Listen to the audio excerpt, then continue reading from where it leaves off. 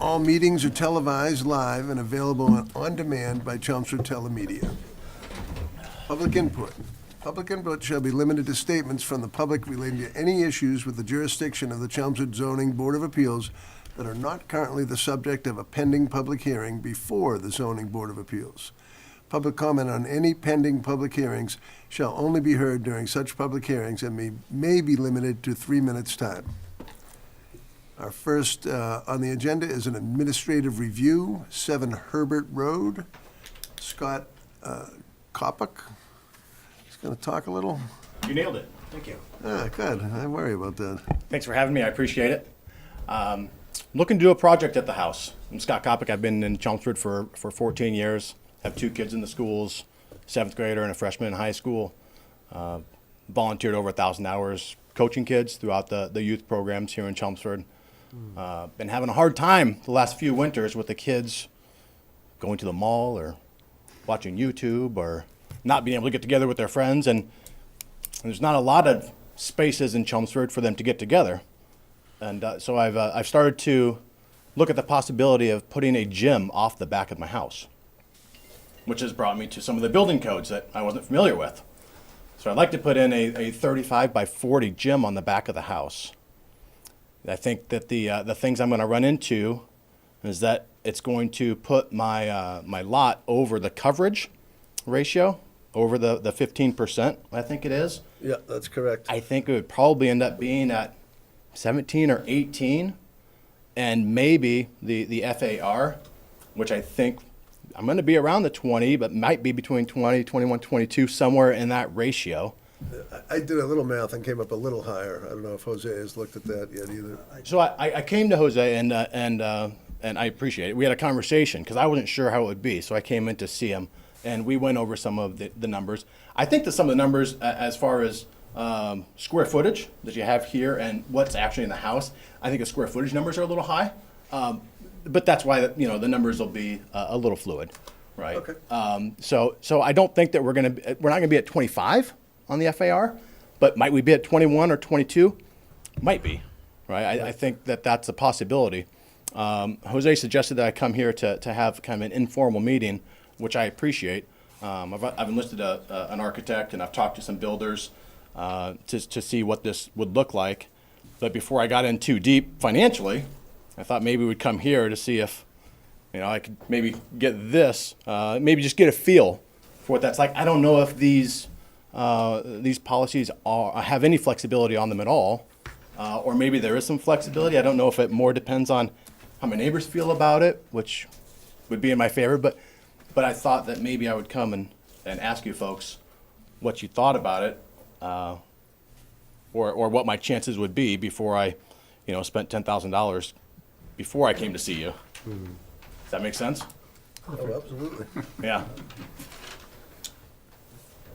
It is not, nothing is cheap anymore, which is unfortunate. No, it's not, for sure. So looking at your lot and your proposed plan there, you have the setbacks required, which is important. So it would be just the FAR and the lot coverage. We can grant, be a special permit, correct? We can grant a special permit to do both these things, to pass both. I would suggest that if, we're gonna say you can or can't do it, we really need to know a number. We Correct. want to engage a surveyor and determine exactly where you're gonna put it and where it's gonna be. I mean, I think you've got to go in the right way personally, that you'd have the 40 feet back and the 35 wide to take up the least space possible. But, with the floor area and the cover, it's not going to change unless you shrink it. It's going to be, the number's going to be the number. Yeah. But I don't know that I'd see any real opposition to it on the board. I don't, So it's something that could be possible. that's correct. Through. That's correct. Okay. We wouldn't, without knowing real numbers and what exactly your ratios are, Right. it's hard to say, it'd be a shoo-in, but it seems to me like it would probably work. Okay. Okay. I really appreciate the time, appreciate your time, and Becky, I appreciate you getting me Yeah, here. Charlie has. I'm thinking the best thing about this is not living space, therefore you don't have to do anything with the sewer, and that's a monster thing. No So- sewer, there's no plumbing involved, we're not adding any bedrooms, we're not adding any bathrooms.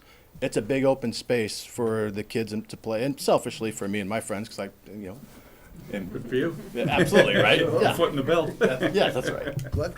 Who's going to play there? So it would be, of course, my kids, their friends, their teams, myself, friends, parents. How are you going to handle the parking? So if you, there is a picture of the front of the house. We have enough for 6 cars to be in the driveway. Right now? Right, correct. I would guess that most of the time, kids would be getting dropped off or would be coming over together. I don't know that there would be, if we had 10 kids there, I don't know that there would be 10 vehicles. The neighborhood that we live in, I think, could accommodate it, but we wouldn't want that happening on a regular basis. And certainly you can see the driveway there goes 3 wide and 2 deep. So we could get 6 cars in the driveway for sure. But it's a good question, for sure, yeah. And there's plenty of street parking. We're back in the back where there's very little traffic, back in, I think it's called Farms 1, if I'm correct. There's no, we don't regulate that at all. I mean, if someone wants to have a party in their home, they can have as many people as they want to go to it. And you're not on a double yellow. No. But you're right, the point is to have gatherings, to have kids there that can be active, as opposed to being on their headphones in front of their computer screens, for sure. And it is no living space. There's no intent or purpose in the There's future. no intent to have any living space. In the back, there is a level where the roof would come over top of it. It's about 10 feet out. And so I did want to have a loft that would be right above that space that's already there. It's 2 existing bedrooms, which won't really be bedrooms anymore, so I'm probably losing 2 bedrooms to do the project. And I would like to have a loft in there, but it's not a living space. It wouldn't be attached to a bathroom. So I'm not planning on having any living space. Is that a fair answer? Yeah. Good question, I think. I think that, when the architect had suggested, hey, when you do this, maybe we could do it so that somebody down the road, when you're reselling it, might be able to configure it and put bedrooms in here, which I said is not a concern for me. This is not an investment to increase the value of the property. My guess is that if I went to sell it, I'm not getting as much out of it as I'm putting into it, right, to do this project. Not at these prices. For certain, yes. Do you see any hiccups with this, Jose, as far as? Well, I personally, Mr. Chairman, I personally don't see, it's for his personal use and his family. I just don't see any concern, other than the little bit of fire and lot coverage, but. Yeah, we'd have to But- have 2 special permits for that, but otherwise you don't see any other. See any I concern. don't either. And we're not limited about how much we can, what the amount of the percentage we can allow over in the special permit, right? Yeah, no, That's a great question. Do you have? Yeah, no, I don't think so. I think we don't could, have a- That's at your discretion. Okay, but so there's no limitation in the FAR, okay. Can I ask you another question? 10 years ago, we did an addition, put this on top of a Campanelli ranch, and we had I don't know if it's a variance or a special permit for the farmer's porch for the setback. Because that happened 10 years ago, is there any consideration, does that change the way that you would feel about granting another special permit? If it's a variance, I don't know what it I is. think it would actually be in your favor a little, because now you're a pre-existing non-conforming. Is that correct? It would be pre-existing non-conforming? Town council can opine on the matter. I think the last one we had similar to this one, the other applicant was asked to apply for a modification of that special permit or variance. I think it was a modification on the variance, because On the a variance. variance is the one that sticks, and anything for, after that, because the variance is the standing and follows the deed, and we can't, that is like final follows the deed, This correct? proposal meets all the setbacks. So But we're if he's not- saying he got a previous variance, For the farmer's porch. yeah, I think we have to look, don't we have to look at what that variance Isn't limitation this for the rest of considered the a lots? completely separate But he said project? special permit. Well, This is a special permit. Yeah, it depends on what the variance was for. Right. But was it a variance or a special permit? I thought He you. doesn't, he said he doesn't I recall. can look it, Okay. I'll No, look it up to I've confirm. just learned some of this It may terminology. have been, it may have been, I'll look it up. It may have been either because the farmer's porch encroaches by a few feet on the, front setback, so it may have been a 20% reduction in the front Okay. setback. I'll look it up. It appears that it's 29 feet now, but I really don't, this is not gonna, it's not even stamped, so. Well, if it was in the front setback and he's looking to expand in the back, then I don't think it really matters. Now, that you don't get a pre-existing non-conforming coverage regardless of where the variance is, because you wouldn't be increasing the non-conformity Right. at all. Right, because the addition's going to comply with all the setbacks. So Right. it's, yeah, Right. I think special Okay. permit still is doable. The lot is currently non-conforming on size, but the house itself, So right now, it's not in compliance with the FAR. no, I'm just saying the lot is, 0.52 acres in terms of non-conformity. It's a not, it's It's not. not four Oh, it's thousand, it's not undersized lot? 40,000. Okay, so it is a pre-existing So it's a non-conforming pre-existing structure. non-conforming lot So based that- on yeah, that's size. You can still do a pre-existing. special Right. permit then to expand it. And Yeah. that is when you can grant a special permit For the FAR. for the FAR and the percentage lot coverage is based on a non-conforming lot size. Because So it's, it would- it's yeah. not a full acre. Yep, Okay. that helps you out. I thought that was, thank you, though. Yeah, it streamlines it a little. Okay. Any further thoughts or? So I think that, I'd imagine you'd be in good shape to come before us with this proposal. And Yeah. Thank you very much Guarantees. for the time.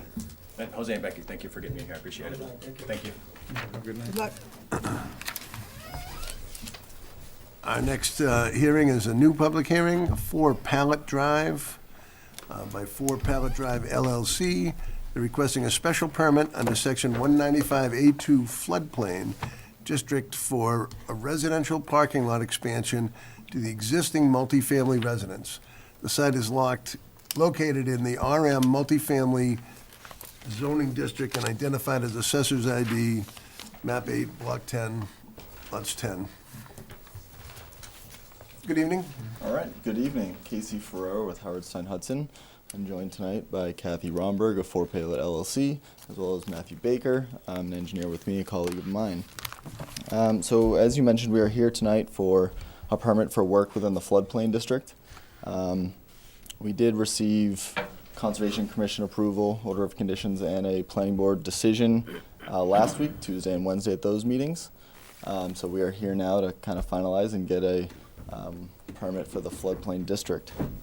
A brief kind of history on where this comes from. So this building was constructed in the early 1960s, 1961 I believe, and historically has used the cul-de-sac of Palet for its parking. They've parked in different configurations over the years, but they've never had on-site parking except for a few parking spaces that were right off the cul-de-sac in basically the front yard of the building. I believe it was 2023, there was some sort of response, fire, police, where they could not turn around within the cul-de-sac due to the vehicles parking there. And then they convened DPW, fire department, and sent a letter to the applicant stating that they must stop parking within the cul-de-sac. They subsequently had a meeting with DPW and the fire department where DPW told them that they must find a way to have parking adequate for their building on their property and get it off of the cul-de-sac. And in the meantime, DPW would work with them to continue parking safely in the cul-de-sac until such time that they could get a parking lot or supply parking on their property. At which time the applicant contracted with us, and we have put forth several designs at this point. So we started our first planning board hearing we submitted for in September. Through September, October, November, we were battling, trying to convince the boards that this was a requirement of the town. The town was asking us to make sure that this happened. In early December, we convened a joint meeting between the planning board, the Conservation Commission, and town officials, DPW, fire, to kind of iron out the questions that Planning Board Conservation had as to why the town is forcing us to do this at this time, when it's, you know, historically been parked since the 1960s in the cul-de-sac. And at that time, we started making significant progress into finalizing a layout that both the Conservation Commission and the Planning Board felt would be adequate for parking the building, but also for protecting green space, the wetlands that are at the rear, and as well as keeping green space on the property for children to play at without basically taking an entire backyard and making it pavement. With a few minor modifications since that December meeting, the plan that you have before you has been finalized and determined this is really what Planning Board and Conservation Commission wanted us to move forward with. And it's as much of a reduction in impervious, in drainage, as we possibly could and still meet all the stormwater standards and all the Conservation Commission requirements and satisfy Planning Board. So I'll go through the plan with you just briefly. You control. Can you just go to the layout plan for me? That'll be down just one. Yep, so right here. So Let me know if you want me to zoom in. So what we have here, we're maintaining the parking spaces that are in front of the building now. Sorry, it keeps, That's all right. it keeps flashing. Maintaining the parking spaces that we have in front of the building now. Expanding the access drive that currently goes around the building. And that's to adequately have the fire truck be able to get to the back of the building, as right now I believe that accessway is about 14 feet wide, which fire department determined was not adequate. There is a pinch point of 18 feet, but the fire department was okay with that. They can get their truck through and back. And then once you get to the rear, there are 7 parking spaces proposed. And what we were balancing was, it is still a public right-of-way. There is still an allowable parallel parking along the side of the street. It's not posted as no parking. So what we determined was, how much can we safely put in the cul-de-sac without disturbing fire access? So we worked with the fire department to lay out potentially where cars could park without disturbing that fire access. So what we determined was there were 5 parking spaces within the cul-de-sac that we could maintain. We're not gonna strike them because DPW won't let us, but there is the ability to fit 5 cars within the cul-de-sac. So what we had to make up for to get to a total of 16, which is what the building needs, we have 7 in the rear, 5 in the cul-de-sac, so we maintained 4 out front that were originally not going to maintain, but we determined to maintain now just to minimize what we had to put at the rear. So another catch to this is that there's an existing paved parking lot at the rear of our site. This is the Castore building, or the old Castore building, and Castore had paved over our property line a significant, about 5,000 square feet of pavement to help their trucks turn around the building. So our give to the Conservation Commission and how we were allowed to minimize the drainage and minimize the impacts of putting in the drainage was, we decided we were going to remove all that pavement that is on our property to remove the impervious that goes towards the wetland. So that allowed them to be okay with the drainage that we were putting in to minimize the impact that this project has, not only to the conservation resources, but also the bordering land subject to flooding, which is what we are here before you to permit. Overall, there is a alteration of about 19,000 square feet of bordering land subject to flooding, and that is from elevations 99 up to 103. As required, and this has been reviewed by DPW, you do have a review letter from DPW in there with each of the performance standards. The one that is really applicable to this project is floodplain storage. So one of the performance criteria is that we're not allowed to alter the bordering land subject to flooding that would result in increased flooding downstream of the property. Right. So what we've proved and we've given as a exhibit plan, and it's within the supplemental data report that you have received, is a foot-by-foot analysis of flood storage.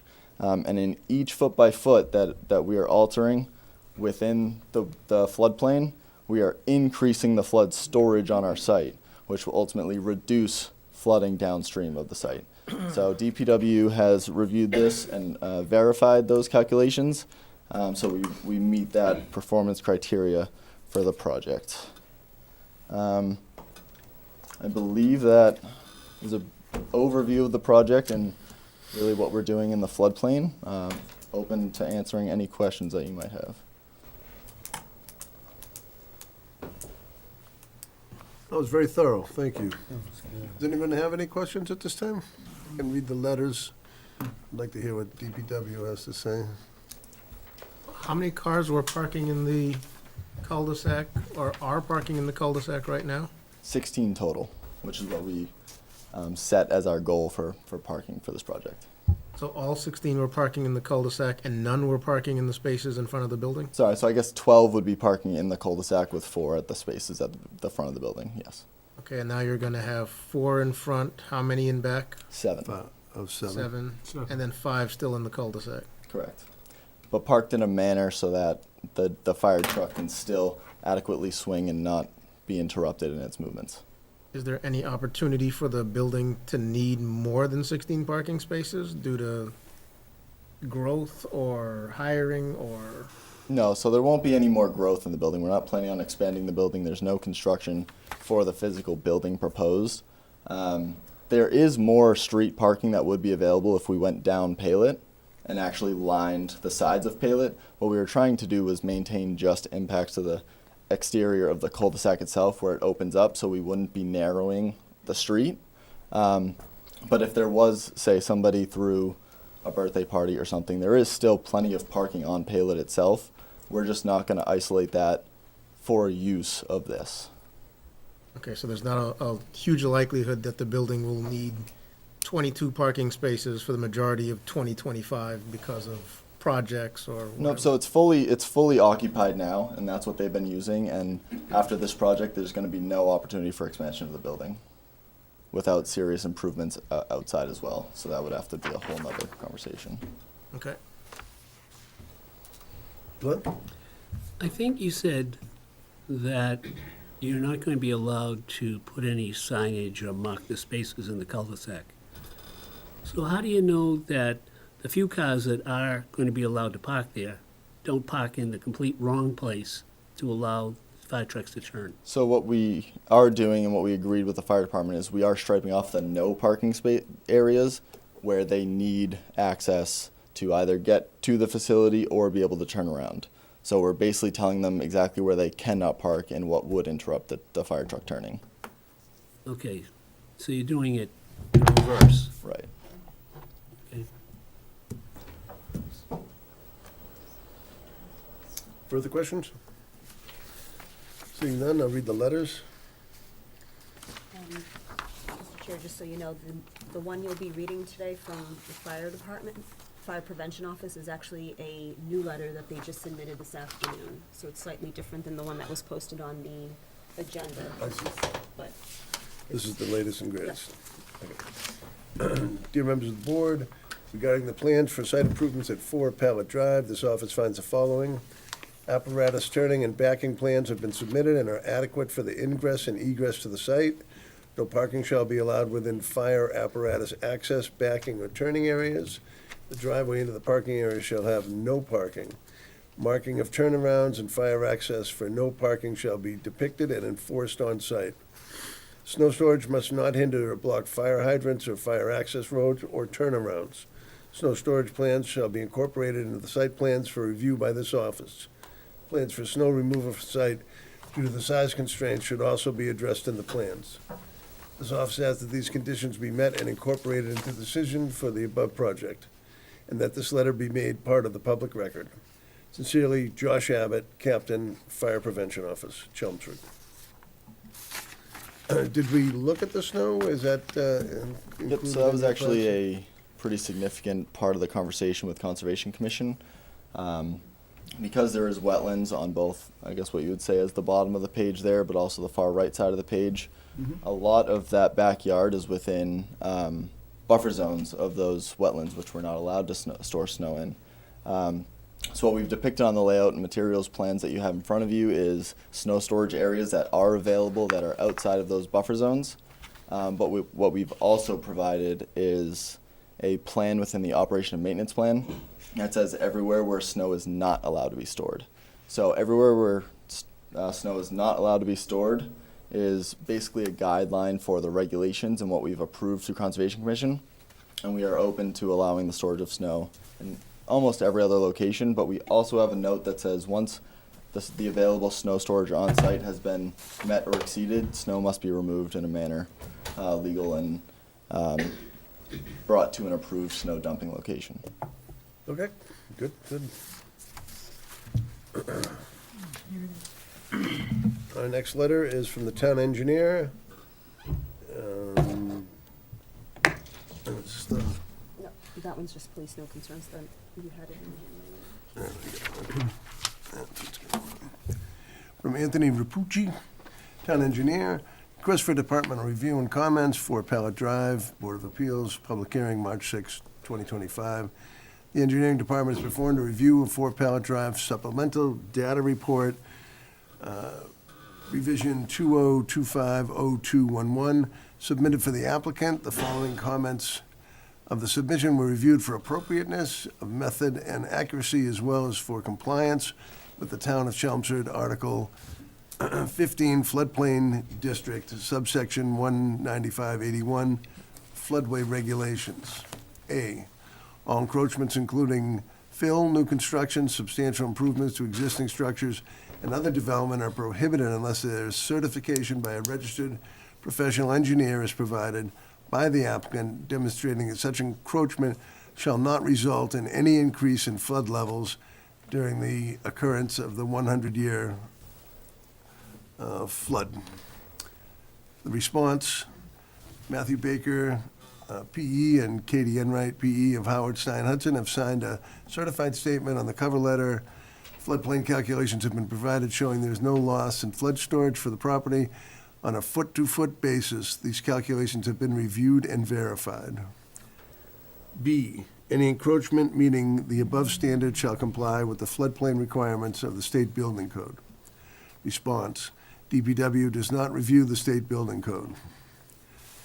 C, if a property owner questions the location of a floodplain or a floodway district, the owner may engage at the owner's own cost a registered licensed surveyor with the approval of the town engineer to determine if the land in question is within the floodplain or floodway district. The landowner shall be responsible for the cost of this determination. The Board of Appeals, in consultation with the town engineer, shall decide whether or not to accept the surveyor's determination. Response, the property owner has not reached out to the town engineer questioning the location of the floodplain. No response needed. D, no new building or portion thereof located within the floodplain district shall be allowed to connect to the municipal wastewater system or to a private wastewater system that discharges to the municipal wastewater system. This review is not for a new building or portion of a new building. E, the portion of any lot within the area delineated in 195-77 may be used to meet the area and yard requirements for the district or districts in which the remainder of the lot is situated. Response, no response needed. That's a letter from the engineer, fire department, and we have one from the police department saying they have no concerns. That is the end of my letters at this time.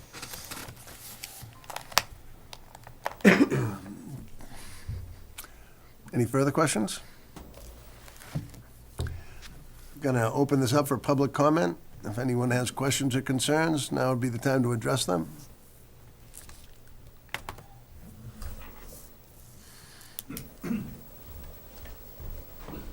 Michelle Caputo, Starkweather, 19 Dunshire Drive. We're abutters to the project, and we're also downhill from the project. And so we, as I'm sure all of you are aware, Dunshire Drive has a lot of flooding issues. So we've been working with them. They've actually been, eventually we came up with a pretty good compromise, and I'm grateful for that. Mostly, I just want to make sure that they're held to the fencing, the landscaping, all of the things that are supposed to, the fencing, just good neighbor. And we have at least one neighbor who is very, very close and has a lot of issues with that. But also the landscaping, and it's not like, oh, you know, I don't want them to plant peonies. I want them to make sure that they do plant the trees, the shrubs, the ferns, all of those things, because that's wetland mitigation. And that has been a huge concern for us because, well, we're in a floodplain. So, but I did need to come up and say something because that is a very big concern for my neighborhood. And so I appreciate your time. Thank you. Thank you. Yeah. So to follow up, you have a planting list from Conservation? So both Conservation and Planning Board required replacement plantings for the disturbances that we have for the project. But also, I didn't mention this before, but that Castoria parking lot that we're removing, we're actually reestablishing that as wetland buffer zone. So we're going to plant it with wildflower, some trees, some shrubs, or some ferns rather. So all of that is within the Planning Board approvals that we have, and their decisions require that we do that. We won't get our as-built, we won't get anything done without actually following through with that. And then I believe it's also in their conditions that those plantings must survive for X amount of growing seasons. So we are required to make sure that they're planted, but further than that, we're required to make sure that they survive. Maintain. Did they stipulate the maturity of the plantings? It's on our plans within the landscaping plan at what size they're supposed to be planted. So by having those in the approved plans, that's the sizes that we'll have to plant them at to get our as-builts done. Jose, do you check that? Are you the one who inspects the plantings, or who does? No. So That would Conservation. fall I within could- conservation. Okay. With the So Conservation, yeah. conservation So agent would go both through. Conservation and Planning Board will be required to sign off once this is done, and they'll both have site inspections to ensure that they have been planted and that they have been at least alive at that point in time when they do their inspections. They'll definitely come back every year to measure the growth of those plants, I'm sure. Oh, I'm sure a neighbor's gonna report, the trees are dead, and it's been 6 months. Sounds like people are paying attention to it, so that's good. I used to work in that building over there, and I know that area. Yeah, that's a nice area, I like it. It also floods very much. A lot of water. A lot. I worked in that building next to Costone's. Okay, seeing no further comments, could I get a motion to close the public hearing? Danny, a second? Jamie? Sure. All in favor? I Oh, Peter? raised my hand. I'll give it to you. Peter got there first. That's quick. Pete's quick. Let the record show, Peter was quick. All right, all in favor? Oh, are we zooming? No. That's just closing the public hearing. The only reason I'm Opposed? here. Seeing none. I'm glad we're not zooming. Hey, you did not like that. So I think we can take this up. It seems like the I's have been dotted and the T's have been crossed pretty carefully. It's obviously a very tight site, and they've done quite a bit of work to fit all this in, I think, as well as working with the town and the fire department and the DPW. So I don't know what else we could ask of the applicant. The building already exists, of course. Daniel?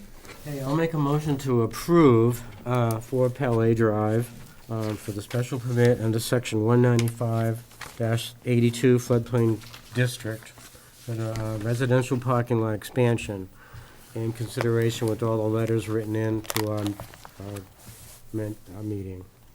I'll second. Second by Jamie. Quicker than Peter this time. All in favor? Aye. Opposed? Seeing none. Thank Good you luck. very much. Thank you. Have a great night.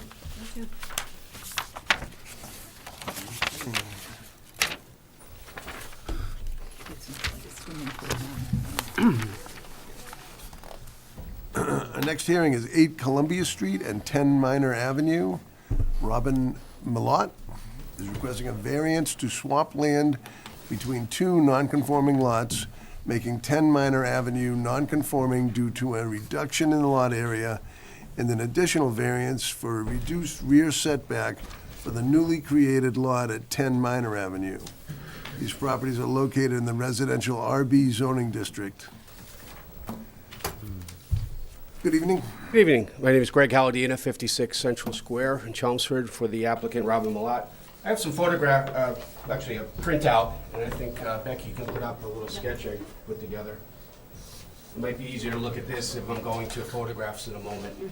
So I'll just distribute these to the board. Thank you. Thanks, sir. Thank you. We can share. And the board may remember, we spent some time, I think last month, understanding what the problem and the plan was for this. Yeah, I was hoping this sketch would clarify. And again, Robin Malat resides at 8 Columbia Street, which is the yellow lot shown on the top of that sketch before you. And she's lived there for 40 years. And on the blue parcel adjacent to it, that's her parents' home at 10 Minor Ave. And her parents have both passed. Most recently, her father, Howard Ryan, died last year, and Robin is the personal representative of her dad's estate. And we're not proposing any new structure on either property.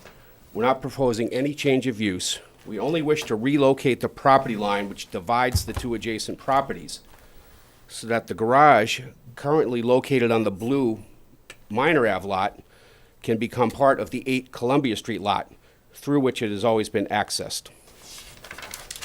Both lots are currently undersized. 40,000 is required in this zoning district, and as you can see just from this sketch, nearly all the lots in the area are undersized. And in fact, these two lots are both larger than almost all of the neighboring lots. And last time we were here, a question was raised as to whether or not we could even get a variance for the reduction in size of an pre-existing undersized lot. And Town Council has issued an opinion that we can ask for a variance on that, but of course, we'd have to meet the criteria for a variance.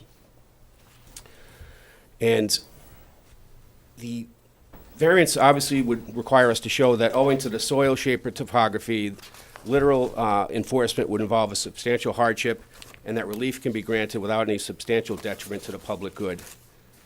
And the topography of these two lots, and let me just say at the outset, this garage on the blue lot has always been accessed over the yellow lot, which is 8 Columbia. And with the new location of the garage, it'll be on the lot through which it has always had access. And the topography of the lot, if we can look to, I know I submitted some photographs.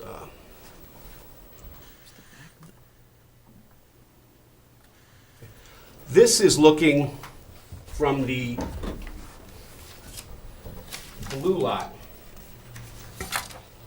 I'm sorry, towards the blue lot from the back of 8 Columbia, the yellow lot. And you can see there's this incline. It's a touch screen, you can't touch the. Oh, did I touch that? No, I'm I'm sorry. messing with you. You had me going there. Oh my God, that was good. I'll point with my pen. As you can see. This is looking at the garage where the doors are, and it's looking from the yellow lot. And as you can see, there's a narrow area which a car would have difficulty getting down. There's just foot traffic on there in the snow, and it is a relatively steep incline. If we can look at the next photo. This is further back from the last photo you saw. Over here is that area with the incline going up to the Minor Ave lot. And you can see the garage, which is quite large, faces the Columbia Street lot. And it's always been used and accessed through the Columbia Street lot. We're just trying to make that garage on the Columbia Street lot. And I believe I have one more photograph. You know when the garage was built? Was it built at the same time as the? When was the garage built, Robin? Do we know exactly? Her father built it. Probably back in, no, it's been there since the pool's been there, probably back in the 70s. Oh, Yeah. okay. So this is looking from Minor Ave, the house, towards 8 Columbia Ave. And you can see, this is the rear of the garage. It's low to the ground. There's actually a border between the Minor Ave blue lot and the garage itself, which again suggests that the garage is part of the Columbia Street lot. That's always been the way since it was constructed, that it's appeared. And because of that steep incline, the topography, the garage is of little utility to 10 Minor Ave because you really can't drive down to get to it. And in fact, there's a fence obstructing if you come down from 10 Minor towards the garage. You just can't, use it. It was always accessed through Columbia Street, the yellow lot. And that was fine, but the problem is, now that it's not family owning both lots, it's not the kind of thing I think the owner of the yellow lot would want, people driving through their lot to get to a garage, which faces their own lot. The substantial hardship would involve, you'd have to move that barn, which is about 30 by 45, I believe, or 50 feet. It's quite a large structure for a barn or garage, and that would be a substantial hardship moving it away from the inclined area and making it closer so that you could perhaps keep the lots the same size. And if you were trying to reconfigure the lots, you'd have a very odd-shaped lot in order to keep the lots the same size. So essentially what's required is we're going to have to, if the board sees fit to grant the variance, increase the size of the yellow lot, but also decrease the size of the blue lot. But again, I would stress there's no change whatsoever. There's no detriment to the public good. Everything's going to be the same. It's just a question of moving a lot line. It's that simple. And I hope that sketch with the colors made it a little easier to understand. I know the last plan we looked at, had a lot of detail on it. But basically, all we're doing is relocating a lot line. And how far are you relocating that? From where it is presently to 30 feet beyond the garage. If I look at the plan, I can get a distance for you.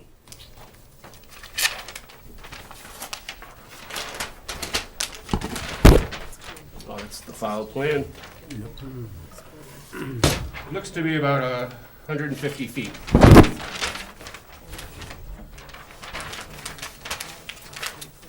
Right. Wasn't that what we had the conversation about before? And again, I think the larger lot, which will become smaller, is now presently about 3 times the size of any lot in the neighborhood. It'll now be twice the size if this is approved. So you're going to go from a lot that's 3 times larger than anything in the neighborhood or the adjacent lots down to twice the size of the adjacent lots. And then, of course, the Columbia Street lot will become larger. Sure. But the reason we're asking for the variance is because of section 195.10, which does not allow for increasing the nonconformity of an undersized lot unless, of course, a variance is granted, and that's why we're asking for this. Do you know how many square feet would be exchanging it? Yes,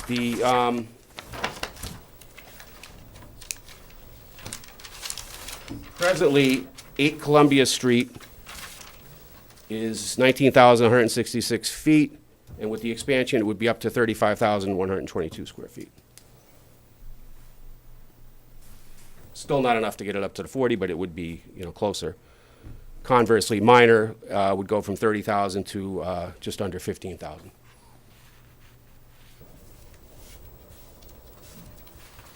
But I would add they would still both be larger than any other lot adjacent to it in the neighborhood. They certainly appear to be much smaller, but I don't see any dimensions on those lots. Well, I think the old plan, each of the lots on the top there, Mr. Chairman, would be one lot on which houses are located. And as you can see, the one that on this plan is outlined in green actually constitutes almost 4 of those existing small lots. Right. So it's not creating the smallest lot even in the immediate vicinity. So you'd be creating a lot that is smaller, but it's still twice the size of the adjacent lots. Right. But again, there's no new use, no changes in the use. Nothing's going to change to the eye of any observer in the neighborhood. That takes us to the question of what the hardship would be to grant the variance. Is it the topography and the shape of the lot? It's a reasonable argument. Shape of the lot is a rectangle. Yeah, like- the No, I shape mean, as doesn't- far as getting, Topography, I meant. Yeah. but as far as getting back down to it. I mean, it's obviously something that's been this way for a very long time. The idea of saying that garage could go with Minor Ave, it doesn't sound very practical to do. It doesn't sound like it'd be very effective to just say, leave it as possession of Minor. From a function standpoint, I mean, it's not impossible, but you have something like 23 feet on the left-hand side, and the right-hand side, actually. It'd be a bit of a challenge to utilize that, but But if you bought Minor and had this garage on your property, like, you would change the door to the other side or something, right? You wouldn't just be like, oh, well, it's hard to use, I'm never gonna. well, I think with the topography, that would be tough for a garage. Yeah, I don't think Well, if you look at the picture, if you can go back to that third picture, Because there's no way to see, there's no way to see the view of the garage from, like, you didn't take, I don't see a picture. yeah, we did. To there was- see it okay, from- This is the view from Minor. So in other words, to address Mr. Mendez's question, if you were to this is- purchase okay. Minor, you're looking down Minor, down the hill, and, it's only, about 4 feet high perhaps at the edge.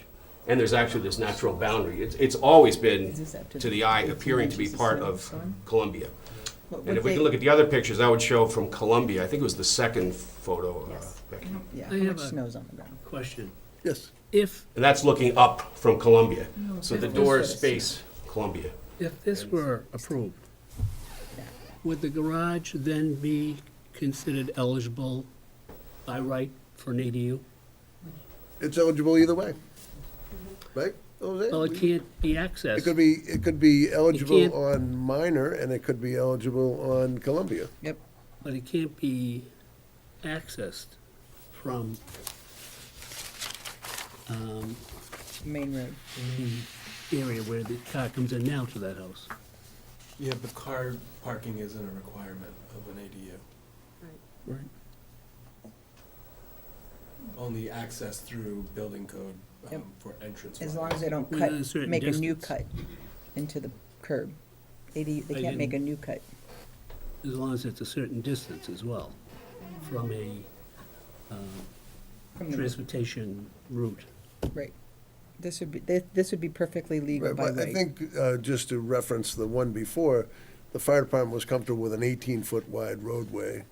It appears they have 23 feet on either side of this garage, so that it's feasible that a car could get there from this side, but just not very practical. I wouldn't want to drive a car down the side from Minor. I mean, when I Yeah, went out I there. think and- that would be something that would need to be, Yeah, it reworked severely and limits retaining access walls from and Minor. and all that. I mean, the parking for an ADU doesn't need to be next to the ADU. There's no requirement. It's got to be on-site, or public parking has to be available, but it can be, you could hoof it back there, Well, basically. if they're selling the previous owner's house, that makes the ADU eligible to be where the existing living person is. And so they may want to develop it as a rental. They don't have to have a relative there, they can just rent it out. Assuming they had sewer, They but would yes. have a vested interest to have it on their property as opposed to the other property. Well, right now, there's no sewerage serving that garage anyway.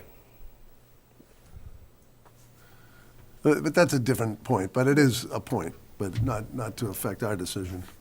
I guess going back to just looking at the hardship, right? So, yes, is it not optimal to drive down the side because of the narrowness and slight grade?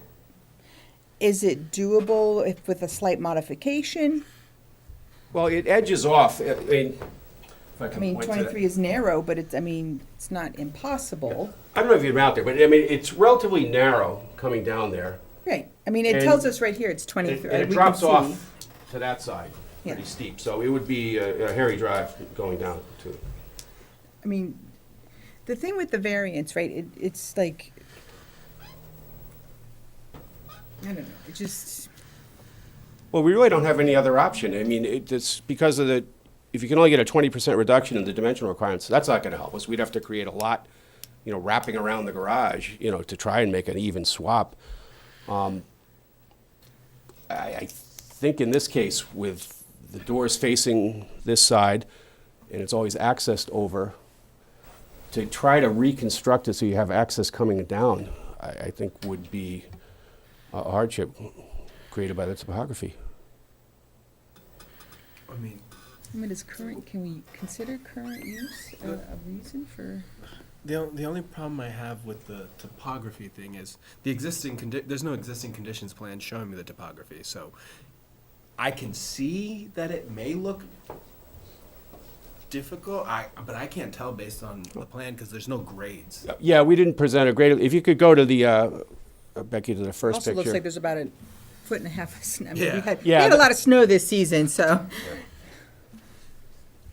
Yeah, you can see that. That's almost, it looks like there's a foot plus of snow, so, But there's a foot on the bottom, there's a foot on the top. yeah.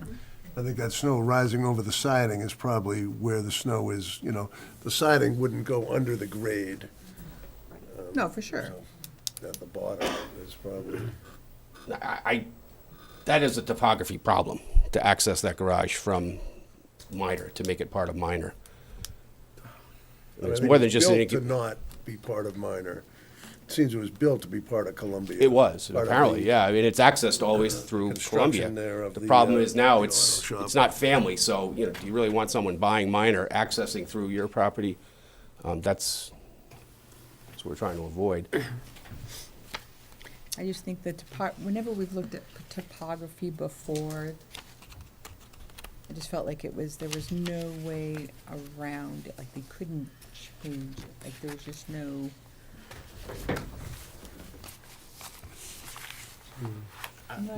No easy way. Brian, I just wanted to mention something.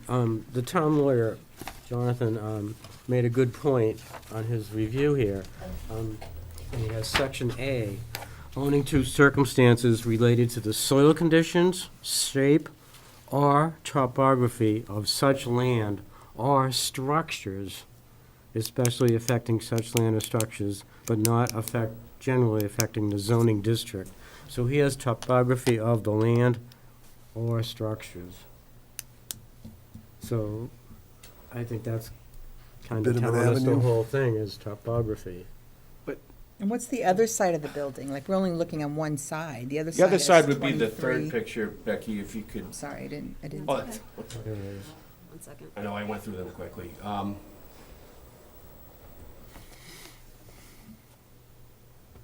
That's looking at the rear of it. I mean, Because of the slope, it's only a few feet high. I'm talking about, so if we're facing it from the doors, that's the left side, what's the right side? The side to the left The on other this side. picture. The side to the left? Yes. That's just wall. Well, this says it has another 23 feet of clearance, On that side. or at least 23 Oh, yeah. feet to the yeah, property line. There is 23 feet on the other side. Do we Maybe the have other a- picture could show the topography on that side, I get. Let me. Can't really see it from this photo. looks like it's pretty heavily wooded. But the trees can be cut down. Yeah, it's just, that we just don't, we're all, Well, I think when you Okay. look at the back of it, you do see a pretty even line, so it would suggest the same slope as in the front as the back. Built You know into that the the hill, garage right? doors are at the same plane. There's almost no doubt about that, because that's how you enter the building. There's properties all over that have slopes, and you put in retaining walls, and you solve it. It's not every lot is flat, right? So Correct. there's a building there already, so someone managed to build in that slope, which could have been a condition, or, if there was no building there and you're looking at slope and topography, but the building's sitting there, there is a slope. I'd like to think that if I owned that property, it would be an option to say, well, how, can I grade this? Can I start further back and slope, I don't think that, for me, I don't think that's the beginning and end of the conversation, that there's a, And I don't know how you can make a determination on topography when we don't have topo. yeah. It's you can see a picture with a slope, but I don't know what's the steepness of that slope. Is What's it a the 5% grade? grade? Is it 6% 5, is grade? it 25? Like- Yeah, we did not have a topographical plan prepared. I mean, I think it's pretty obvious, at least to me, when you're in the field and looking at it, and I took the pictures, and I hope it made an accurate representation. It is a slope, and the closer you get to it, you can really see how it's steep and it tails off. Yeah, I mean, I mean, we've it's seen- hard because of the snow, but steepness, there's a percentage on how steep it is, and Stops here, it looks like, because it And, I mean, doesn't- we've seen this retaining dotted line walls doesn't- put up in multi-level buildings built on lots with Obviously took advantage of that. extreme grades. I'm just, again, just want to make sure we're looking at all avenues and issuing a variance, because it stays with the deed, and it's, We're not trying to change anything. Yeah. We're just trying to make it comport with what's in the field. we just want to make sure we're, looking at it from all angles. And that we're, definitely abiding by the stipulations put upon us. Danny, did you have something you wanted to say? You good? I'm going to read the letters at this time, if no one has any other questions right now. I guess a question for Becky, is there a topographical site that we can look at that will give us? Into the private property. Yeah, I tried to look, No. it wasn't giving any readings. Okay. Yeah, it doesn't give the readings. I think it's pretty clear that there's a slope there, because you couldn't easily put a doorway, without question, a garage door, but you couldn't put a doorway to even use it as a pedestrian entrance in the back of that. I don't think that would work. There's just not enough roof height to open a doorway there. To reverse it being an option, but that's not, that's not what's there, so it doesn't really matter. So at our last meeting last month, we went over that there were no concerns from departmental review. DPW had issued a letter, so you've already read that into the record. Okay. The new letters we have today are two abutter letters that were submitted. Again, letters from abutters, dear Town of Chelmsford. I'm writing in support of my neighbors at 8 Columbia Street, North Chelmsford, Mass. We're seeking out to merge their lot. I've lived at 10 Columbia Street for over 10 years. They have been wonderful neighbors throughout that time. I believe that merging the lot is a logical decision and would be beneficial to the property. Wouldn't actually be merging these lots, but I'm sure they have reason for wording it that way. Given that the only access to the lot is through their driveway at 8 Columbia Street, it makes perfect sense for the properties to be combined. I fully support their request and be happy to see them take over the lot. Thank you for your time and consideration. Best regards, Bruce Weeks Jr., 10 Columbia Street. He would be a very direct abutter to both parcels. Dear Ms. De Silva Condi, this email is confirmed we are in agreement with the separation of the property at 10 Minor Avenue in North Chelmsford, owned by Roger and Robin Malott. Please let us know if you need anything further from us regarding this matter. Thank you, Colleen. Charles and Colleen Prokop, 12 Columbia Street, North Chelmsford. Those are the letters. We also have the 3 photos that Greg submitted last month too, in terms of just angles.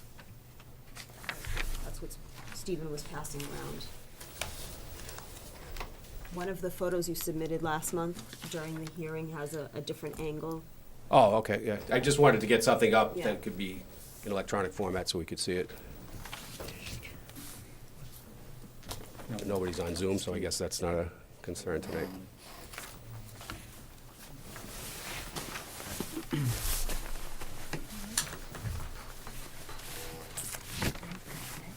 Okay, I'm going to put this out to the audience and see if anyone has concerns or comments regarding that. Please approach the podium, give us your name and address. Yeah, I'm Dana Horan. I have the direct abutting property to Columbia, which is 374 North Road. Yeah, right there. So the blue property right there, you could see historically the access to that garage was through my yard, through my lot. And I currently give easement on the deed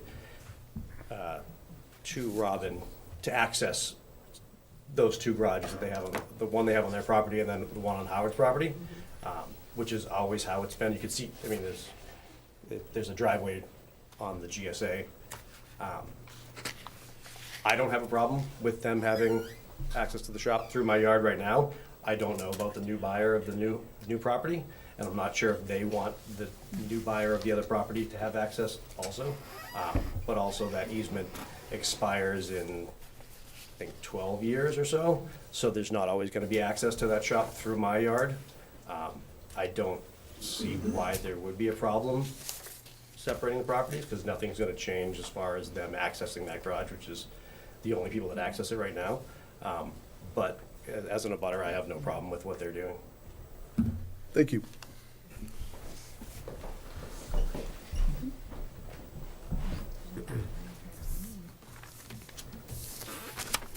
Hi, Katie Enright with Howard Stein think it's Hudson. impossible to get Click up there. on It's challenging. themes and contours, and the contours will all come up. So you have that information to see.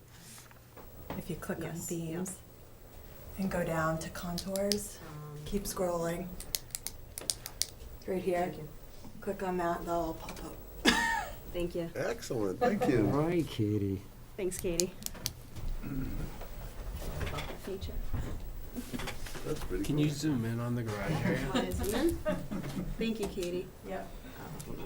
This one actually, the system doesn't let me zoom in more than what I'm, Oh, unfortunately. I'll pull it up on here. Magnify the whole thing. No. It looks like the same topographical issues on both sides. Well, there's 2 steps in the foundation, so It's definitely a hill. Yeah, yeah, This is the there's garage. no doubt, That's the there's garage. slope there. That's the 6 feet over 30 feet. And that's the driveway from Route 4 through the, that's the. Do you know that? Who were the guy The who- doorway's 6 feet tall, You don't see it comes up to the foundation, it's 30 feet long, it's 12 degrees.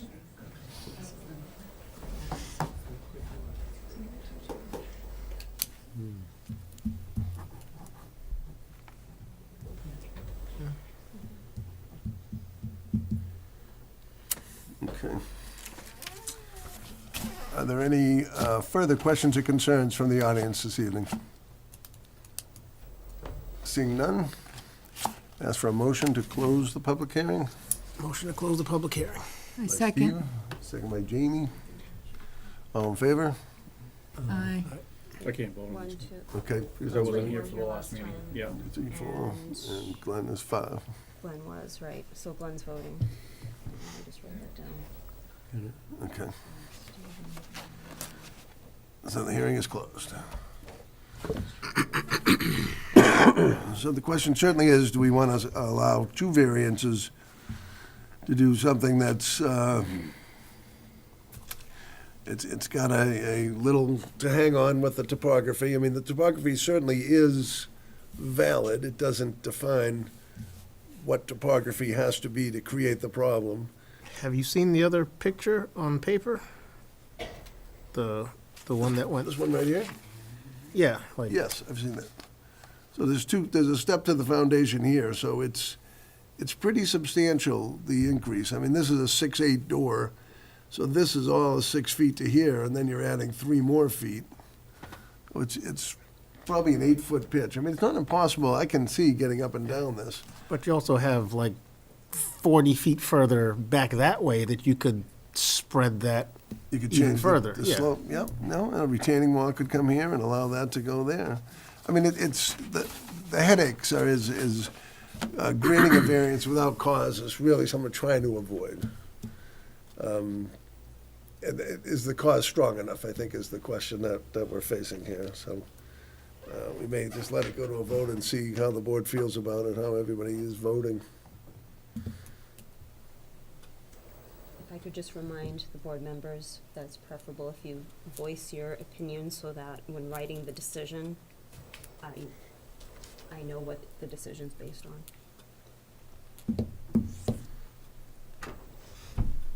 Okay. Well, I guess my opinion is that there is a slope, but I don't see that as a topographical hardship that makes the makes it so there's no other option to get that garage accessed from one minor. It's not the most straightforward thing to overcome, but I don't think it's a showstopper in my opinion. And I think also, you know, they built the garage that way, so it wasn't, you know, like, they're not trying to build something today that's a hardship. It was already built, creating the hardship of having the door facing the wrong way to the wrong property, the property that it doesn't belong to. One person owned all those properties. Yep, I'm aware of that. It wasn't designed to be accessed from the house. Yeah, the public hearing is closed, so I appreciate your input, but we're pretty much done taking it. And you know, understanding that the whole thing was owned by one person, it's just not now anymore.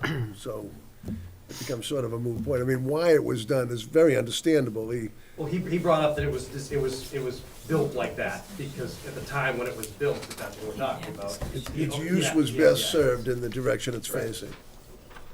So for us to grant a variance to change it it's very difficult for us to grant that. That's the concern. And then making an undersized lot more undersized is also part of my thought process, why this doesn't feel like a good idea to me. Any other comments? I'm a little bit different, Brian. I see the topography, and in my mind, that works. So I'm a little bit against you, Steve, but don't take it personally. Been here before. Been here before, correct. Correct. I'm in agreement with Steve. I think I'm gonna have to be on that. The topography is not, it's not an end-all. Like, there's no way, the topography is not as such that there is no way around it, in my mind. If that But makes. it doesn't require that it be to qualify for a variance as well.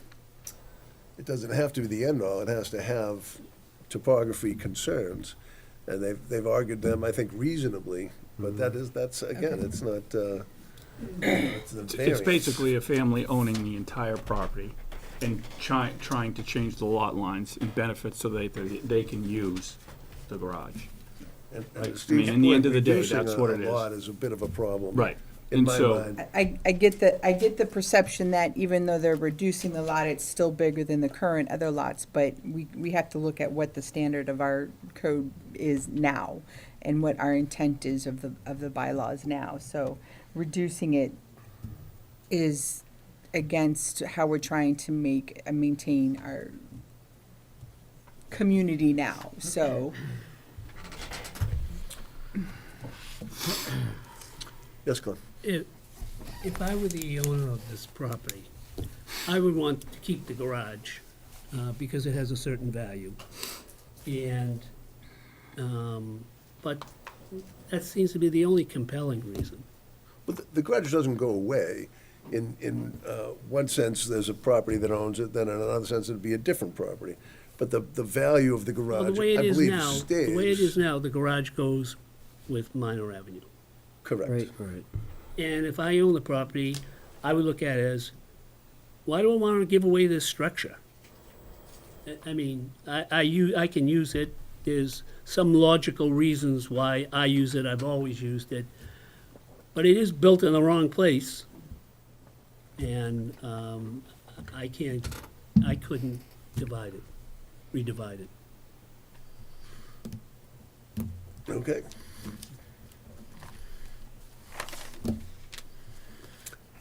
I'll make a motion if no one else has. We're done with discussion? Is everyone comfortable with where we are? I'll make a motion to approve the variance to swap land between the two non-conforming lots, 8 Columbia Street and 10 Minor Avenue, with consideration for the testimony and all the letters that have been read in. I'll second the motion. Second by Jamie. So just for the record, the voting members are Stephen, Brian, Jamie, Charlie, and Glenn as the alternate, because Peter wasn't here last month. Okay. So, all in favor? Aye. Opposed? Motion 4-1 to deny. Thank you. Thank you. Always hard to say no.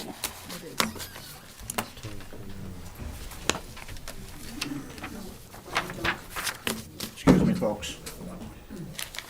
I know the public part of this is over, but I'd like to tug at your heartstrings here.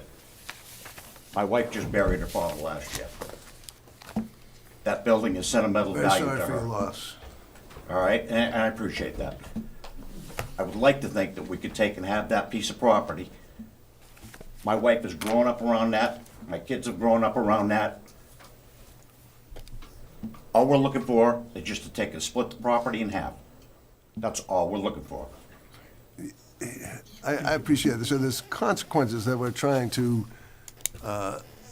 maintain the town in such a way that it's not. I can appreciate where you're coming from. Look at the size of the lots that are on the property. I have. On the rest of the neighborhood. Really, I've been on the fence the entire meeting. I really have. I don't. I think for me the deal breaker. I really was think that you shrinking. guys should reconsider this, and I'll leave it at that. Thank you for your I time. appreciate that.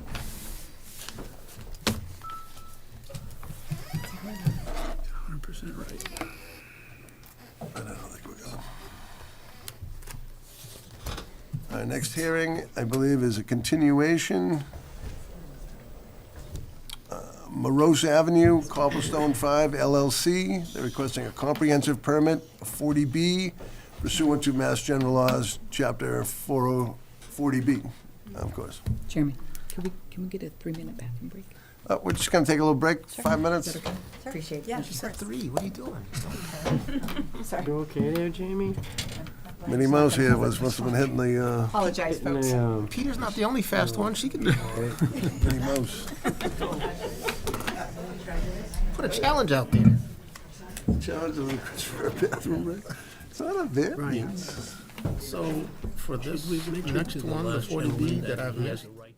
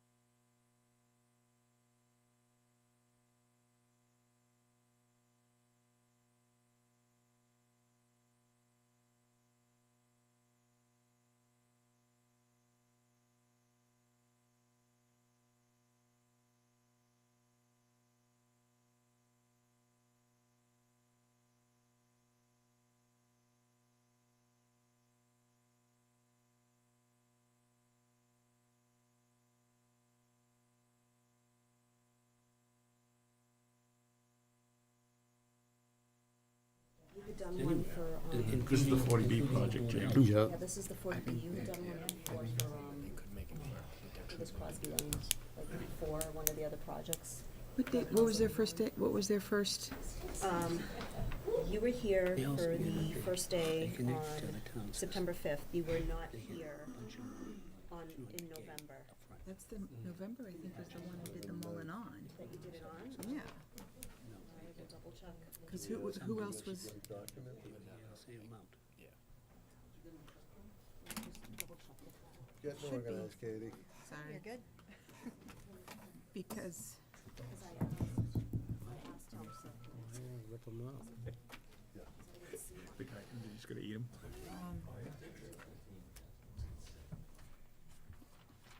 what happened in November? I don't know. It's Thanksgiving. Okay. They probably continued. Yeah, they did continue it once, But I and don't then know we heard what- it what again. It got dates. continued again. I don't know what dates. Yeah, there's a bit of time lost, and then the peer review set some time back. too. Right. Yeah, the peer review. Excuse me. Because I've been here for both of those, and you guys didn't hear it last month. Okay, we'll assume it's not there and needs to be. Yeah.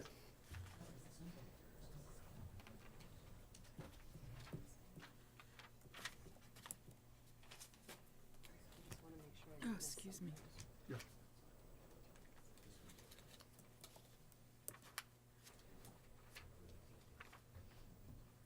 I'll ask Town Clerk's office one more time, because I don't. Okay. I mean, I'll sit and listen. I mean, at this I would point, say we can hear all the votes. testimony, Yeah. and you can still do it. You just need to, as long as we don't vote tonight. Yeah, Yeah. I could have swore I did. Okay, good evening. All right, good evening, everyone. I'm Katie Enright with Howard Stein Hudson. I'm the professional engineer on this project at Morose Avenue. It's been quite a while since we've been here. I believe the last set of plans were issued in November. The last revision that we had submitted to this board had to do with changing one of the units from a two-story house to a ranch. And you can see that if you pull up the site plan. So that's been fully engineered for your review. Just changing that one unit. You can see that towards the top of the plan. So it's a larger footprint, but it's essentially a ranch with a walkout in the back rather than the two-story unit. And that was at the request of our butter.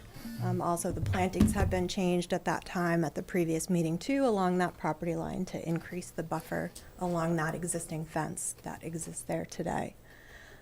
Since that meeting, there were a few things that we were tasked to do. One was there was a third-party peer review, an RFP sent out, and certain aspects of the project that were reviewed as part of that, and I believe you have that peer review, and the reviewer is here with you tonight. Secondly, we reached out to both the North Chelmsford Water District and the Chelmsford Board of Health. I appeared before the Water District commissioners on January 6th. At that meeting, there was a request for our Phase 1. So essentially, any project that's in the Aquifer Protection District, based on sort of our history with this newly, I want to say newly used regulation from the Board of Health for the Groundwater Protection District. Anytime you're in the Aquifer Protection Zone, we're essentially now required to at least do a Phase 1, regardless of known contamination or no known contamination on the property. So we had engaged SAK Environmental, who had prepared a Phase 1 for us already. So after our meeting with the North Chelmsford Water District on the 6th, I prepared an email and forwarded that report, that Phase 1 environmental study, to both the Water District and this board through Evan and Becky. So you should have that in your files also. I also had a conversation certainly that evening with the North Chelmsford Water District in regards to the septic system. So essentially, we talked a lot about this at the last project meeting, but we are proposing to tie into town sewer. We are not proposing a septic system. Our original application that we sent in for the project eligibility letter did show a septic system. In conversations within our site walk and in talking to the abutters and in hearing some feedback from the water districts in regards to septic systems, we decided to switch over to a sewer connection. And in that, we requested a waiver from this board under the sewer regulation, which essentially has been put in place to allow for properties that are non-residential to connect to town sewer. So sewer was basically freed up within an I&I program to reduce inflow and infiltration into your sewer lines, and monies are now collected to allow commercial, essentially, or retail, anything non-residential to tie into sewer. So within that regulation, we requested a waiver to say that even though this is residential under Chapter 40B, we have the right to request a waiver to tie into sewer. So that's before you, again, tonight. We made it very clear to the North Chelmsford Water District that that's what we would like to do. We would like to tie into town sewer. And I think that quells a lot of fears that the North Chelmsford Water District had, and also certainly the abutters had, related to introducing a septic system on this lot. Besides that, we also did reach out to the Board of Health to request an informal meeting with the Board of Health. The Board of Health was not interested in meeting with us unless we had a formal application before them. So we have not been able to speak additionally to the Board of Health. And with that, I'd certainly be happy to answer any additional questions. I believe you have the peer review in hand tonight. Melissa sends her regrets. Attorney Robbins has the flu, and she asked that we come and proceed because it has been so long since we've been here tonight, with the intention of, obviously, we would like to keep the meeting open after this evening and get a handle on where we sort of stand with the waivers tonight if possible. So with that, I'm happy to open it up. So did everybody get a chance to look at Hancock's letter and understand it? I mean, basically it says sewers, which is a good avenue, I think, for this whole project. The Water District was very upset, as were quite a few butters, about the septic system, so I think that is probably the best move. I don't know if anyone has other thoughts I on thought it. the letter went around and around and ended up nowhere, based on the very end of it.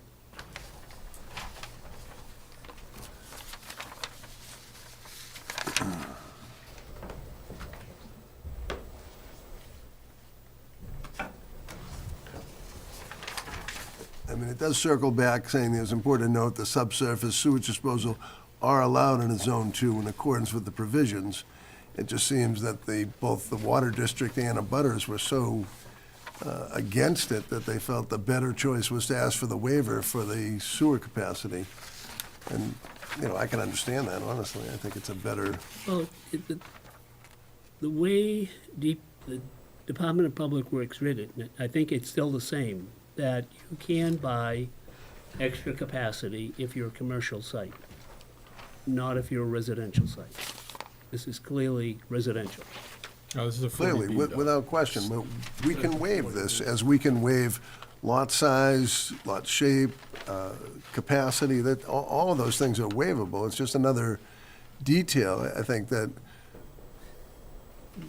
I'll let Mr. Pesnoda speak to what he found, but maybe I'll just let him do that right now. Good evening, Mr. Chairman, members of the board. Joe Pesnola from Hancock Associates, here in my capacity to advise the board with regards to this. I think it's important first to frame what I'm here for. The RFP that went out, that Evan had wrote, it says that the zoning board in their capacity as waiver granting authority requests third-party review regarding the board's ability to grant the waiver, and if granting such waiver per 760 CMR 56, that the construction of the sewer connection would be consistent with local needs. A little bit about who I am and why I was chosen to help you, because this question that the board poses through the RFP is technical, but it's also procedural within the confines of Chapter 40B and to some degree legal. I'm an engineer by trade. I've been working in the field of civil engineering for 35 years. I have extensive experience in this area, and extensive experience with Chapter 40B and multifamily housing design. I'm also a consultant for Massachusetts Housing Partnership. I'm one of 6 consultants that Mass Housing Partnership loans out to Zoning Board of Appeals to advise boards of appeal in grappling with the very unique nature of Chapter 40B and the task that zoning boards have as the sole permitting granting authority under the comprehensive permit law. I'm currently advising 5 or 6 zoning boards on Chapter 40Bs in Dracut, Merrimack, Concord, Hull, Seekonk, Oak Bluffs, essentially all over the state. I've got 25 years experience in doing this. I sat on my Board of Appeals for 20 years, many years as chairman. So I come to this from the technical side, but also with a good appreciation of the procedures and the regulations. So the first question is, can this board grant the waivers that are requested? And my answer is unequivocally yes. Any local regulation, bylaw, policy implemented by a local board, regardless of its subject matter, is subsumed into this process, this comprehensive permit process, and it lies at your feet to act upon that. Not only act upon it as the granting authority, but also to consider waivers from those regulations, policies, bylaws, and the such. So here we're dealing with two main articles or regulations. One is the groundwater protection district bylaw that's normally administered by the Board of Health, and the sewer capacity and connection restriction regulations that's normally administered by Public Works.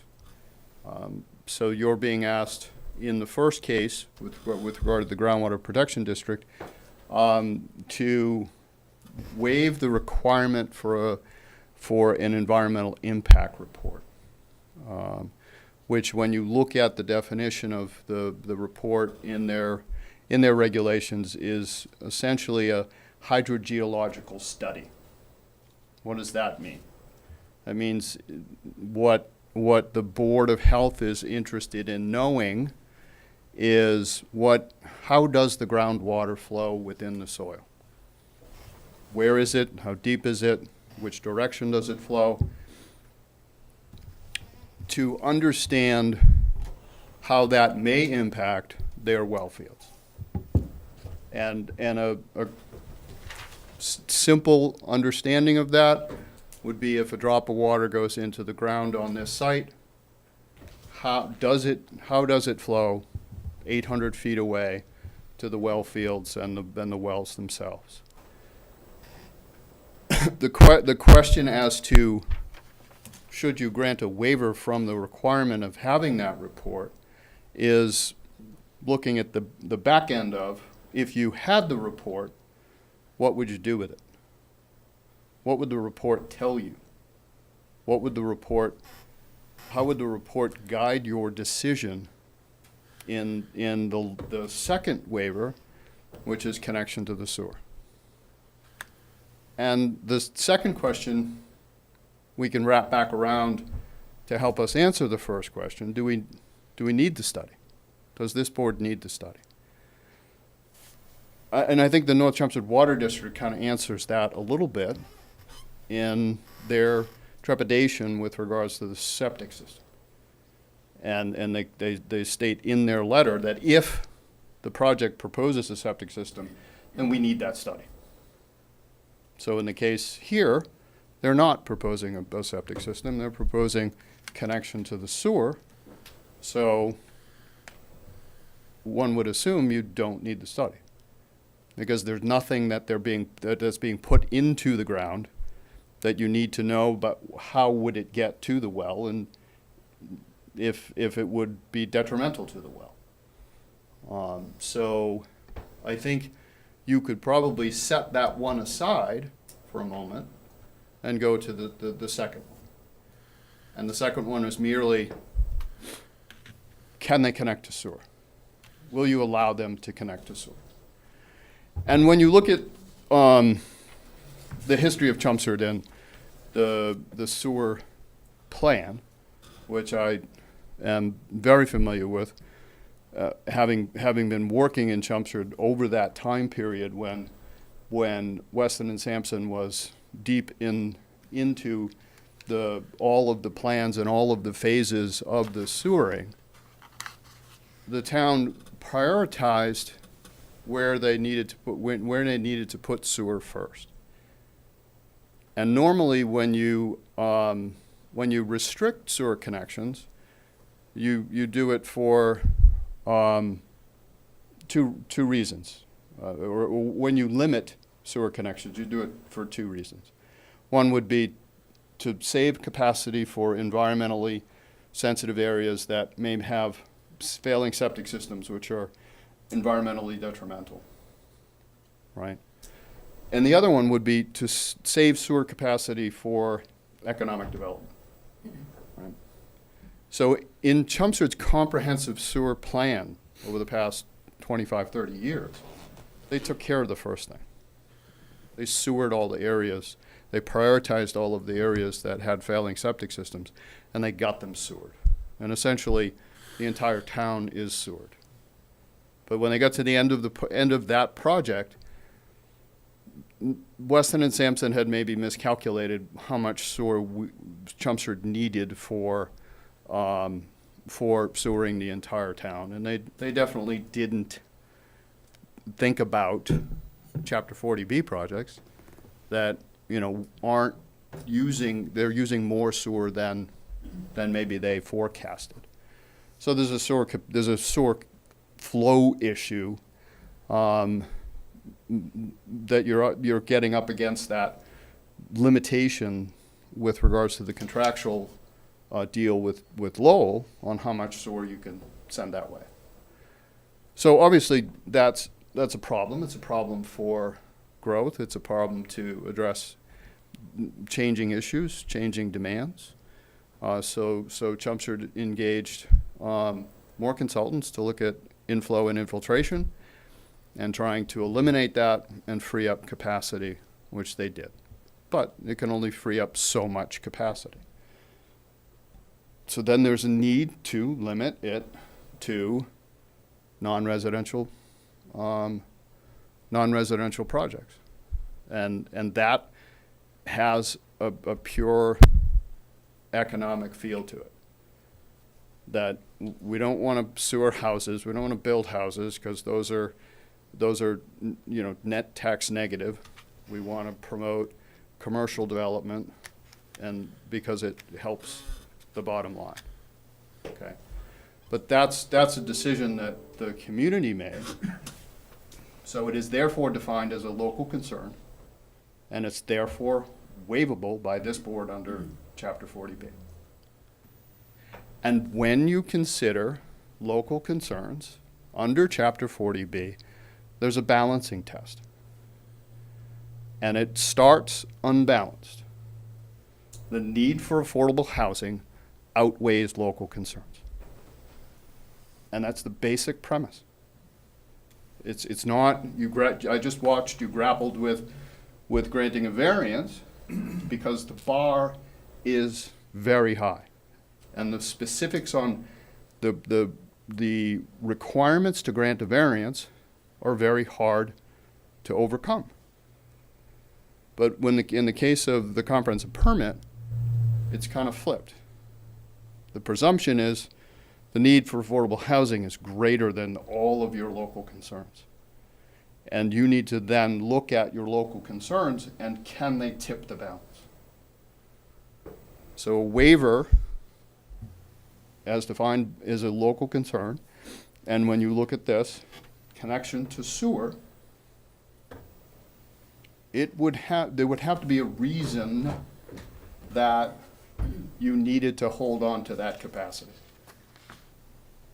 And if it were environmental, If you said, we have 26 houses in the northwest section of the town that have failing septic systems, and they're each 3-bedroom, and we're gonna need 4,000 gallons, and we only have 4,000 gallons, that's a local concern that just rose to the level that may tip that balance because you had a plan and you needed it.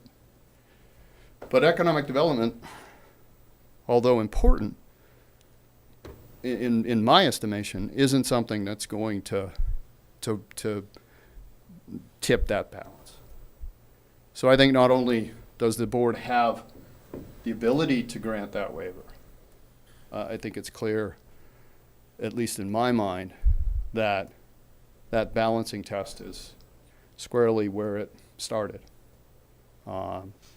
So if the board were to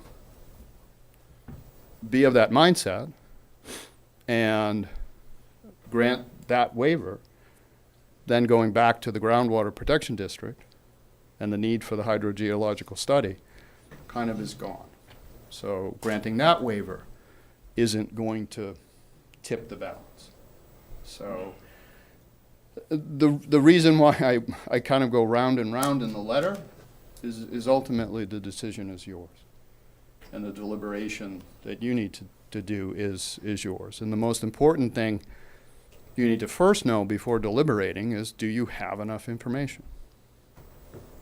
And I think through the information that I reviewed with the plans and the stormwater and the details and the letters from Board of Health, DPW, and the North Chelmsford Water District, I believe the board has sufficient information to deliberate on these, at least on these 2 items, not speaking to the overall project itself, to move forward and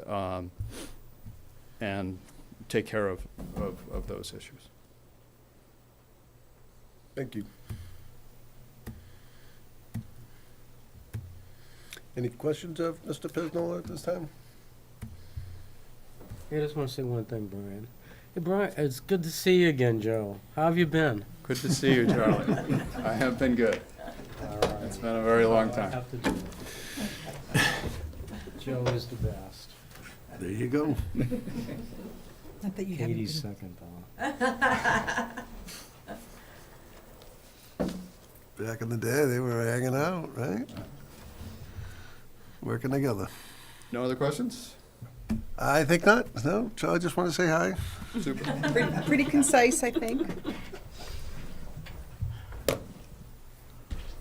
Did that clear up some of your questions? Or Not clarify? particularly. It's still his opinion.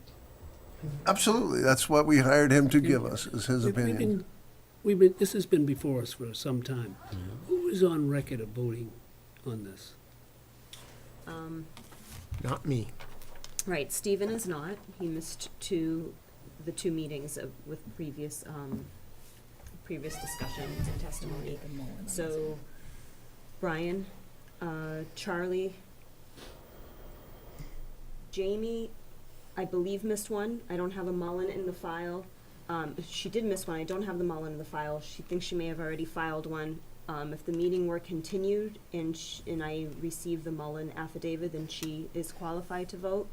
And then Peter is qualified to vote, as are you, Glenn, and then Danny. All right, well, good enough. Being the 6th member, Danny, if Jamie is unable to. If the Complete the board Mullen. wanted to take any action today, Jamie cannot because I don't have the Mullen affidavit, and then Danny would vote. Mr. Chairman, I did speak with applicant's counsel, and she did want to request a continuance. Okay, so we'll anticipate a continuance. Yeah. But I also want to know, I did get copied on some emails that DPW also wants an opportunity now to provide further comment once they had a chance to review, peer review, and had any more information from the board as well.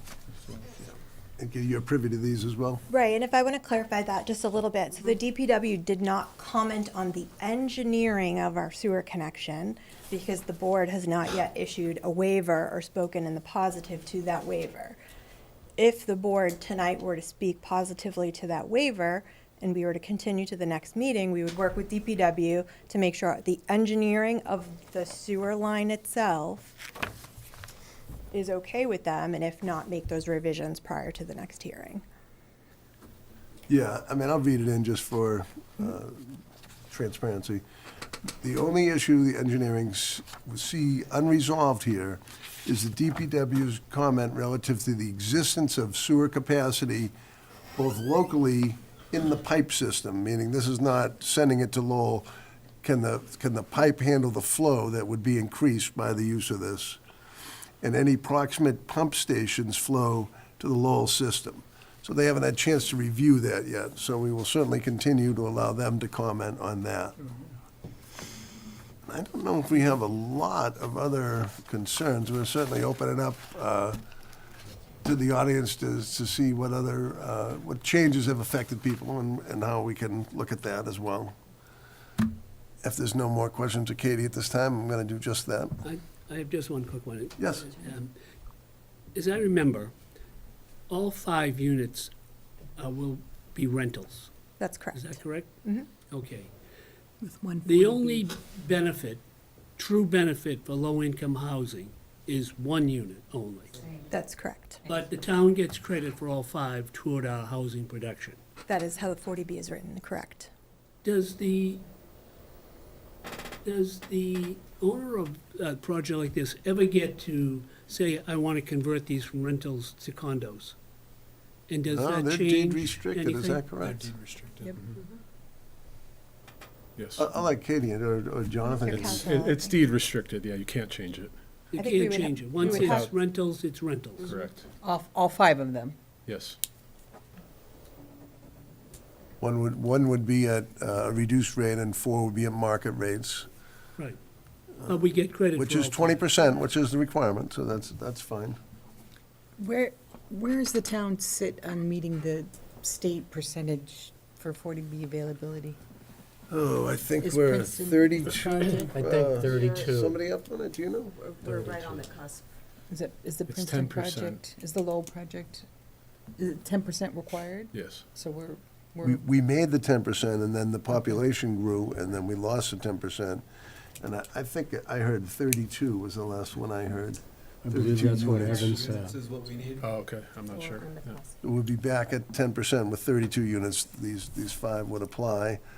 He has applied, so he we is. have 32 units.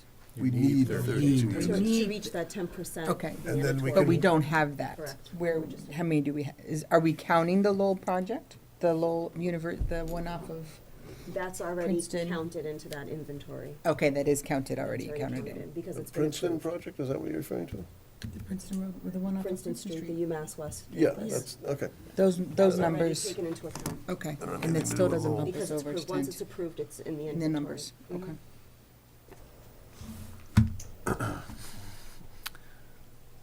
You were going into the audience. Yeah, I'm just waiting to see if that was the end of the discussion. If anyone would like to comment or share concerns with this, right now would be the time.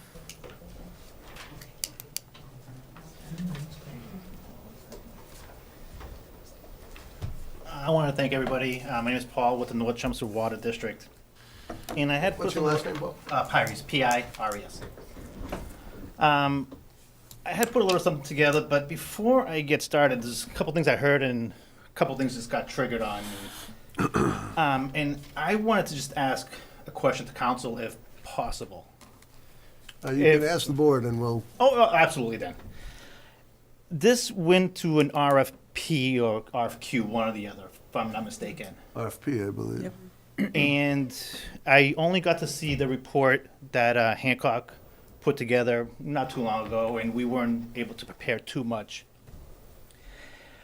But do we think having Hancock Associates do the review from a Rose, a 40B project? If I'm not mistaken, when I actually drove to press, aren't they involved with the Hildreth Street 40B project behind? And I could be definitely wrong on this.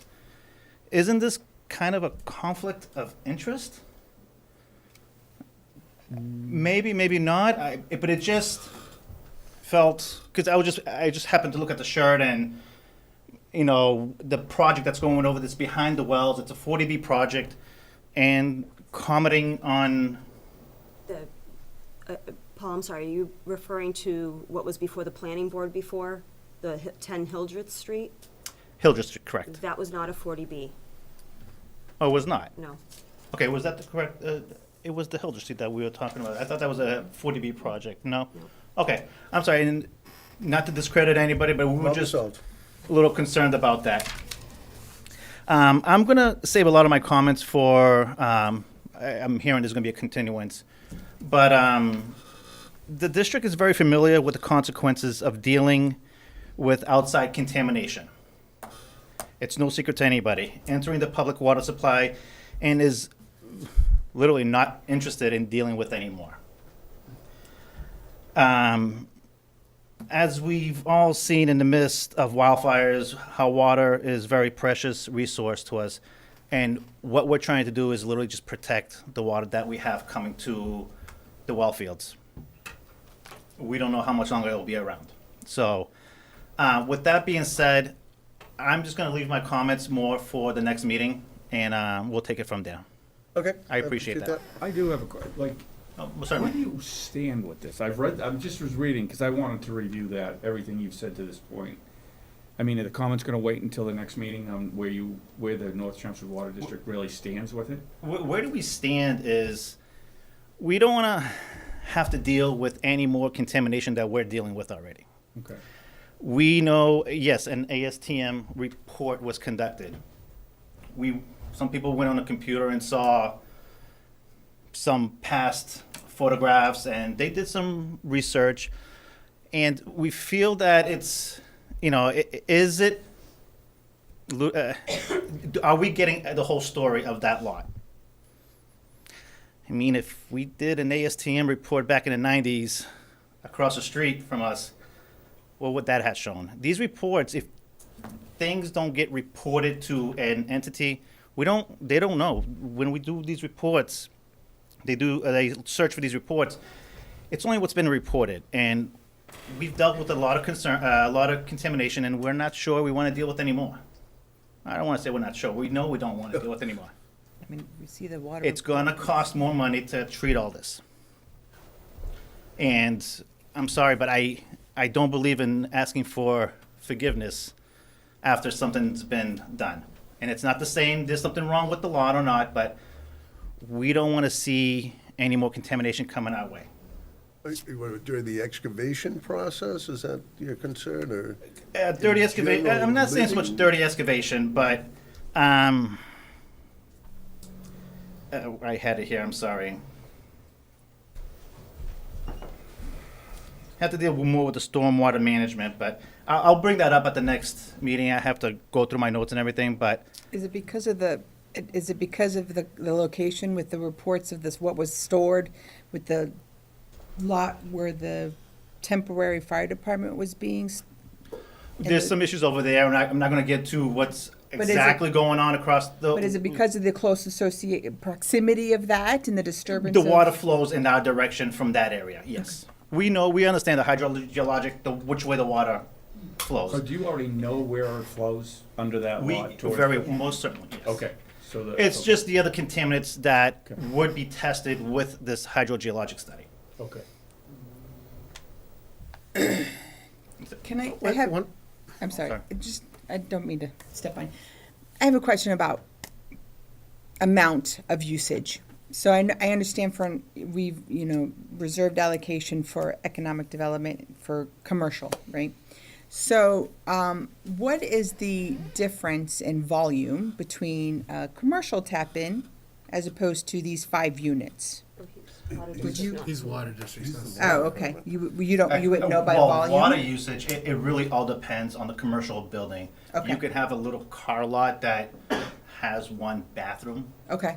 and you can have a huge building. It really all depends on the size of the unit, and in this case, it happens to be 5 homes, units, so it all varies. It's very hard to determine, and it all depends on what really is going The in. amount of water really coming out of those 5 units Because doesn't the matter. sewers- It's more about what you're talking about is under the ground. The source water Right. coming into the And wells. what is gonna flow after this is built and while it's being built into those aquifers or into the aquifer? Exactly. Okay. So I just wanted to make sure I understand. When you're here, you are not representing yourself as a person, you are representing the North Chelmsford Water district. District. Okay. Thank you. If I may, can I just have a moment to respond? Oh, absolutely. So, we've been working with the North Chelmsford Water District. They've had the opportunity to comment on this project since last fall. I appeared before them in January 10th. We had responded to their previous comments. And in doing so, we switched from the original concept from the septic system to tying into sewer. I was with them January 6th of this year, which was 2 months ago. I've received 0 comments from the North Chelmsford Water District since meeting with them. They asked to see the phase 1. I provided it to them and the public through this board. We have provided stormwater management is the only thing we're putting back into the ground, and we fully meet, and it's been reviewed, stormwater management calculations, which in your zoning bylaw says provides clean water. We've done an LSP report, which is something new in the last 2 years. Nobody ever did this before within the Aquifer Protection District unless you knew of a problem contaminant or there was something to look for. We paid a scientist to fully do a phase 1. There's a conclusion in that phase 1 that says there's no evidence needed for further testing. So what are we doing? I feel like we're on a hunt for something that there's no evidence that exists. And I'm asking tonight, this board, we've been here many times. We've provided significant engineering. We've provided significant feedback. We've provided significant revisions. We've requested waivers. We've been waiting for 3 months to have this peer review. 2 months ago, I met with the Water District, and now we're holding comments back for the next meeting. Well, we don't have an opportunity to respond. We're getting continued months and months and months for a 5-unit project, and we're not getting the feedback we need to respond to. I'm here tonight looking for the board to comment on waivers. The reason for the continuance would hopefully be that we would have a decision to discuss at the next meeting. I'm not sure what else there is to talk about at this point. We're providing clean stormwater. We're not putting sewerage in the ground, even though that would meet DEP requirements in the Aquifer Protection District. I mean, there's no evidence that our LSP went out there. We provided you with a 500-page report to say so. It's not that we haven't done anything. So at this point, I'd like the board, if the North Chelmsford Water District has additional comments, why are we reserving them for another time? Is it just so that next time I can come here and have more comments to respond to? I'm not really sure where we're going with this. We're doing the best we can. We've been sitting for months waiting for a peer review. We haven't changed the engineering. It's a 5-unit project on over an acre of land that exists there today. So I'm certainly here tonight to answer any engineering questions that you have. We do not want to close this evening. Obviously, we want to keep the commentary open if there's a decision to be discussed. If the board seems so inclined to grant the waiver for the sewer, we'd love to work with the DPW, who's ready to work with us on the sewer connection to make sure we're good by the time we get back here. So we can move this along and provide housing in the town of Chelmsford. So with that, I have a I know you question have on your additional- statement. Sure. You just said, on a 5-acre, a 5 5-unit units on a property one- on an acre. just that- over an acre lot. That exists today, what The do you lot mean? exists there today. There's a lot that exists there today that basically water flows probably to and from it today in the pre-existing condition. So what we're looking at is what we're adding to the land. And what we're adding to the land is a stormwater management system that cleans the water before it goes into the ground, and a sewage connection, which takes the sewerage created by this project and sends it through a pipe off-site rather than into the ground. Okay, thank you. So, yeah. Yes, go. You know, I tend to agree with Katie in terms of what exactly are we looking for? What answer? We seem to have, the water department doesn't want to have a septic system, period. It just brings nightmares. We have a project that will add 5 units of housing to the production plan, getting us closer. The only relative issue is the sewer capacity. Are we ready to throw the guidelines that have been set by the DPW aside? Period. There are 5 units, 3 bedrooms each. Usually that's calculated at about 100 gallons per bedroom. 110 per bedroom. 110 times 15 bedrooms. Doesn't seem like a lot in the scale of the whole thing. And so I don't see why we need to continue on. That's the simple question. Do we want to set that aside for this particular project? Period. I agree. I think that was answered at this meeting. So I think that we did make the leap to go, we're doing septic, are we doing sewer? We had a peer review. I think that the opinion of the peer reviewer was that sewer was the better idea for a waiver. It, I assumed, would have appeased the Chelmsford Water District and the abutters concerned about a failed system in their neighborhood. They're all in sewer, so, you know, why would they want additional sewerage in there? So I think making the decision to go to sewer was a pretty important step. I mean, we don't have answers from DPW tonight as to whether there's pipe capacity or pump capacity. But again, at 1,500 gallons a day, Couldn't we I would be vote with surprised that? if they didn't. Can we vote with that stipulation? That comes out back as satisfactory? I think we've already discussed a continuance, so I think that would be challenging at this point. Mr. Chairman, could I make a recommendation? Yes, sir. I would recommend the board vote tonight on the 2 waiver requests. And then I can work with council on a draft decision to review at the next meeting. So we can vote whether we, The project's happening, which is the project's happening, it's just a matter of are they gonna get a waiver for sewer or septic, is this correct? most likely, Yeah, yes. the project is happening because if the project is denied, it's going to get approved by the Housing Appeals Committee. Okay. So the question really is septic or sewer. Sounds like to me the preference is for sewer. I concur. And the second waiver, Second waiver is from the requirement for environmental impact report. But if they're going with Under the sewer, we don't need the You don't report. need. it becomes moot, yeah. So I think we certainly should open this up to the audience at this point and see if there's any other discussion that we haven't delved into, but I think we're Hi, everyone. pretty well in control of Alex, it. can I ask Hello. a question for clarification? Yes. So the board can vote just on the waivers, that doesn't mean. That's not a that it's- vote on the project. Correct. And So the, it's and the just a public hearing step is to not move closed. forward. Right. I just want to make sure they all understood that.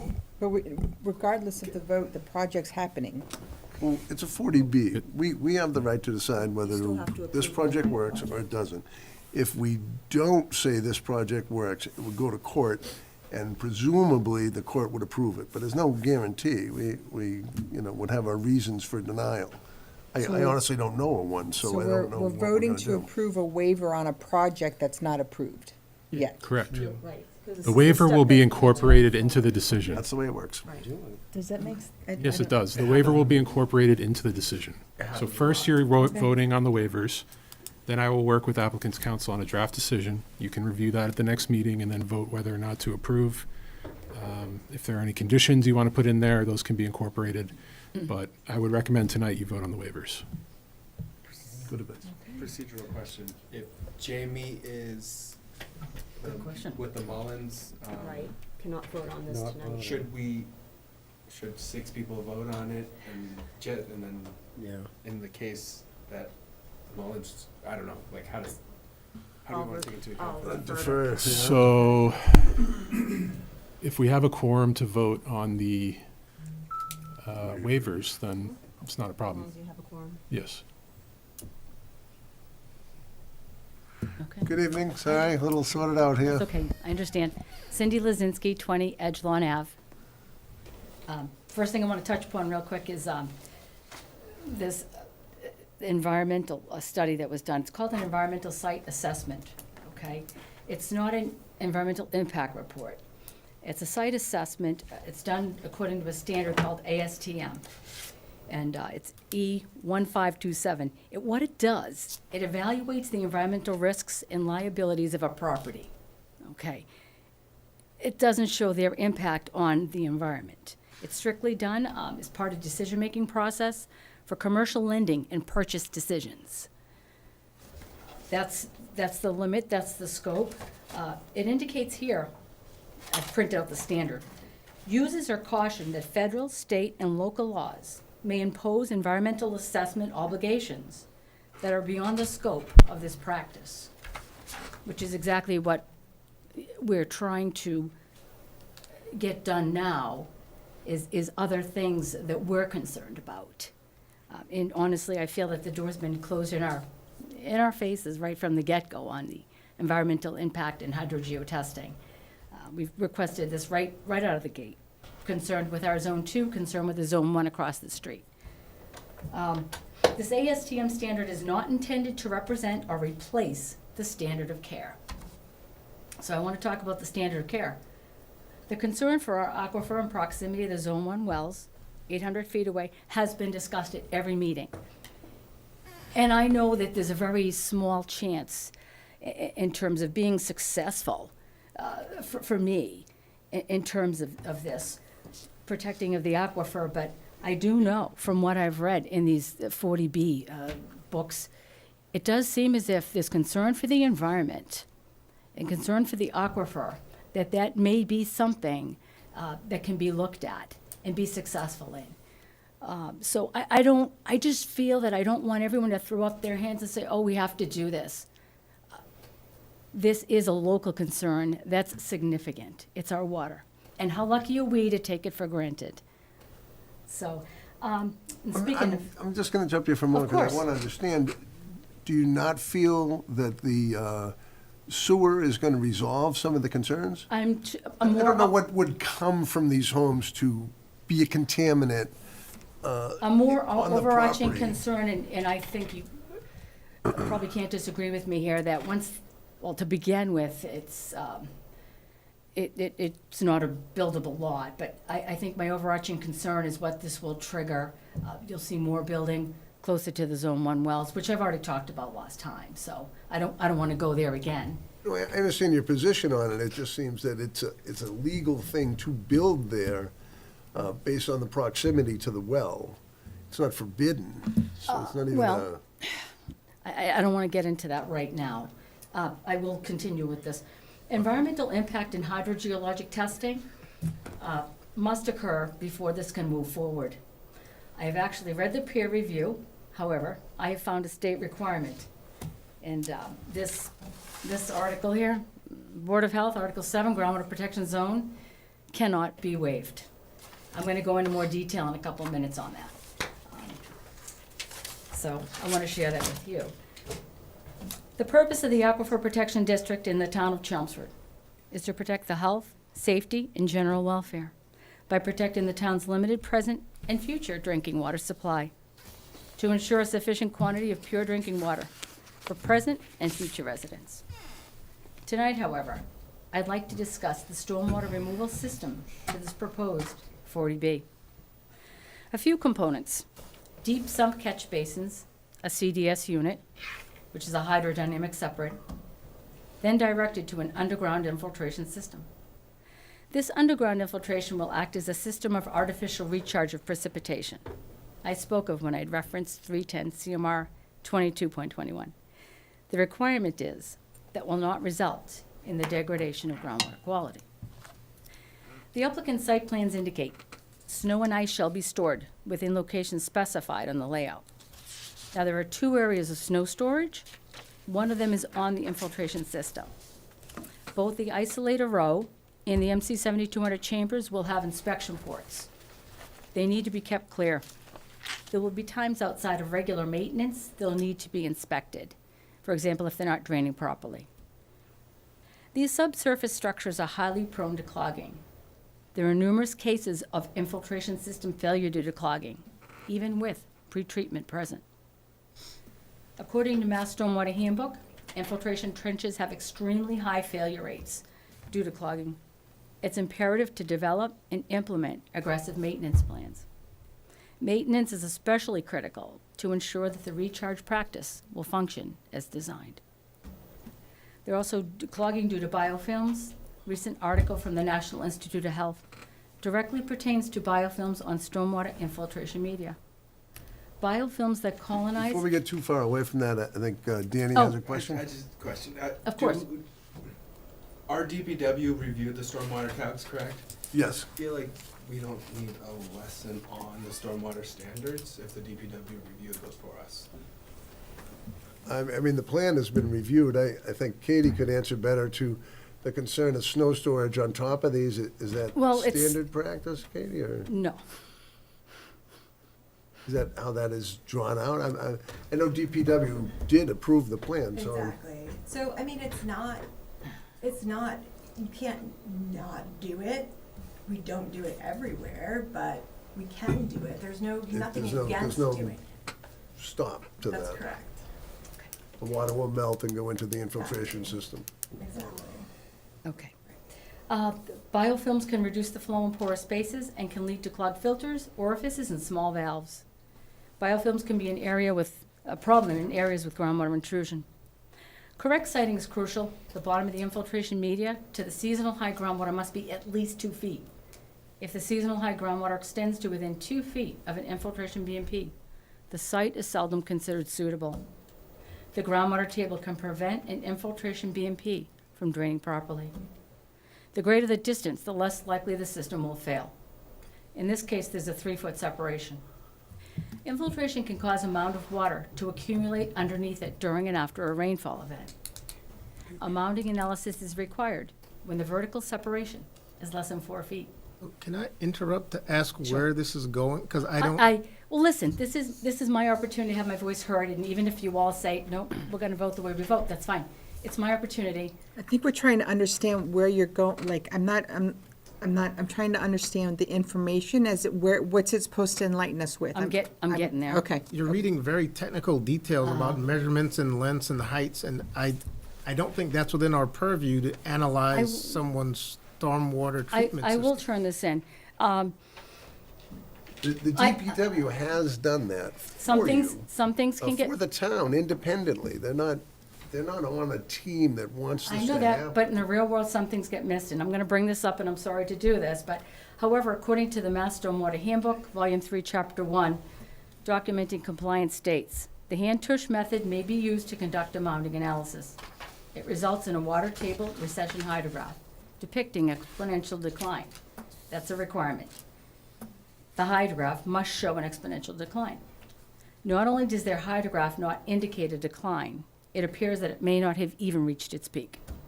Okay, so Yeah. you're saying That is correct. did not do what the handbook said it's supposed to do? Exactly. Yep. Okay. And you'll get one of these when you're done, when I'm Okay, done. I think that's what I missed, like, the way you're reading it, I'm not, when you read a fact or a Okay. statistic, I'm not reading how that compares to their project. Oh, okay. I'm sorry, that's what I'm No, I'll trying to try to go a discern. little slower if you want. No, I just, the changing, I'm confused. Are you arguing that the project shouldn't exist? Or it's not that meeting the it shouldn't regulatory exist, requirement. In or- terms of the aquifer, oh, absolutely, yes. I want to see that land protected, and I don't know if you can tell, I'm doing what I can All right, so within my own So your argument is purview. against the project, period. and that document lists, cites numerous areas of code that it does not, I'm bringing up Neat. more. I've got Okay. more code Okay. and more regulations that aren't being met. and that, More state requirements that aren't being met. Honestly, Ms. Ligon, we don't understand it. I mean, I'm gonna be honest, I don't. So I think that I rely on the DPW, a peer review that was in a different factor, but, and the engineer who stamps it to say that this is what is expected of the site, including its proximity to the aquifer. Okay, well, a few things get missed in the real world, and I did discover a few things that are applicable that I'd like to bring forward, and if I may. Okay. Thank you. I'll continue. So this, not only does their hydrograph not indicate a decline, it appears that it may not have reached its peak. Another concern with mounding is that the water can spread out laterally, all right? This leaves several unanswered questions. When does it peak? And how long does it take to drop off? Another day or two. If another rain event occurs during that time, there may be less than 2 feet beneath the basin media for exfiltration. Why it's important. The bottom of the basin media to the groundwater is called the vadose zone. It's the unsaturated zone. That's where all the pollutant and pathogen removal occurs. Okay? Many key treatment processes occur there. The system may be categorized as failing if mounding causes the vadose zone thickness to be less than that 2 feet. Okay? So essentially I'm arguing that if the mounding analysis wasn't done properly, then we don't know where we're at with that vadose zone. And that's why we need to have that question answered. We need to have a proper mounding analysis. And that's what I'm bringing up there with that point. Okay? Okay. All right. There are 10 stormwater management standards in the Mass Stormwater Handbook.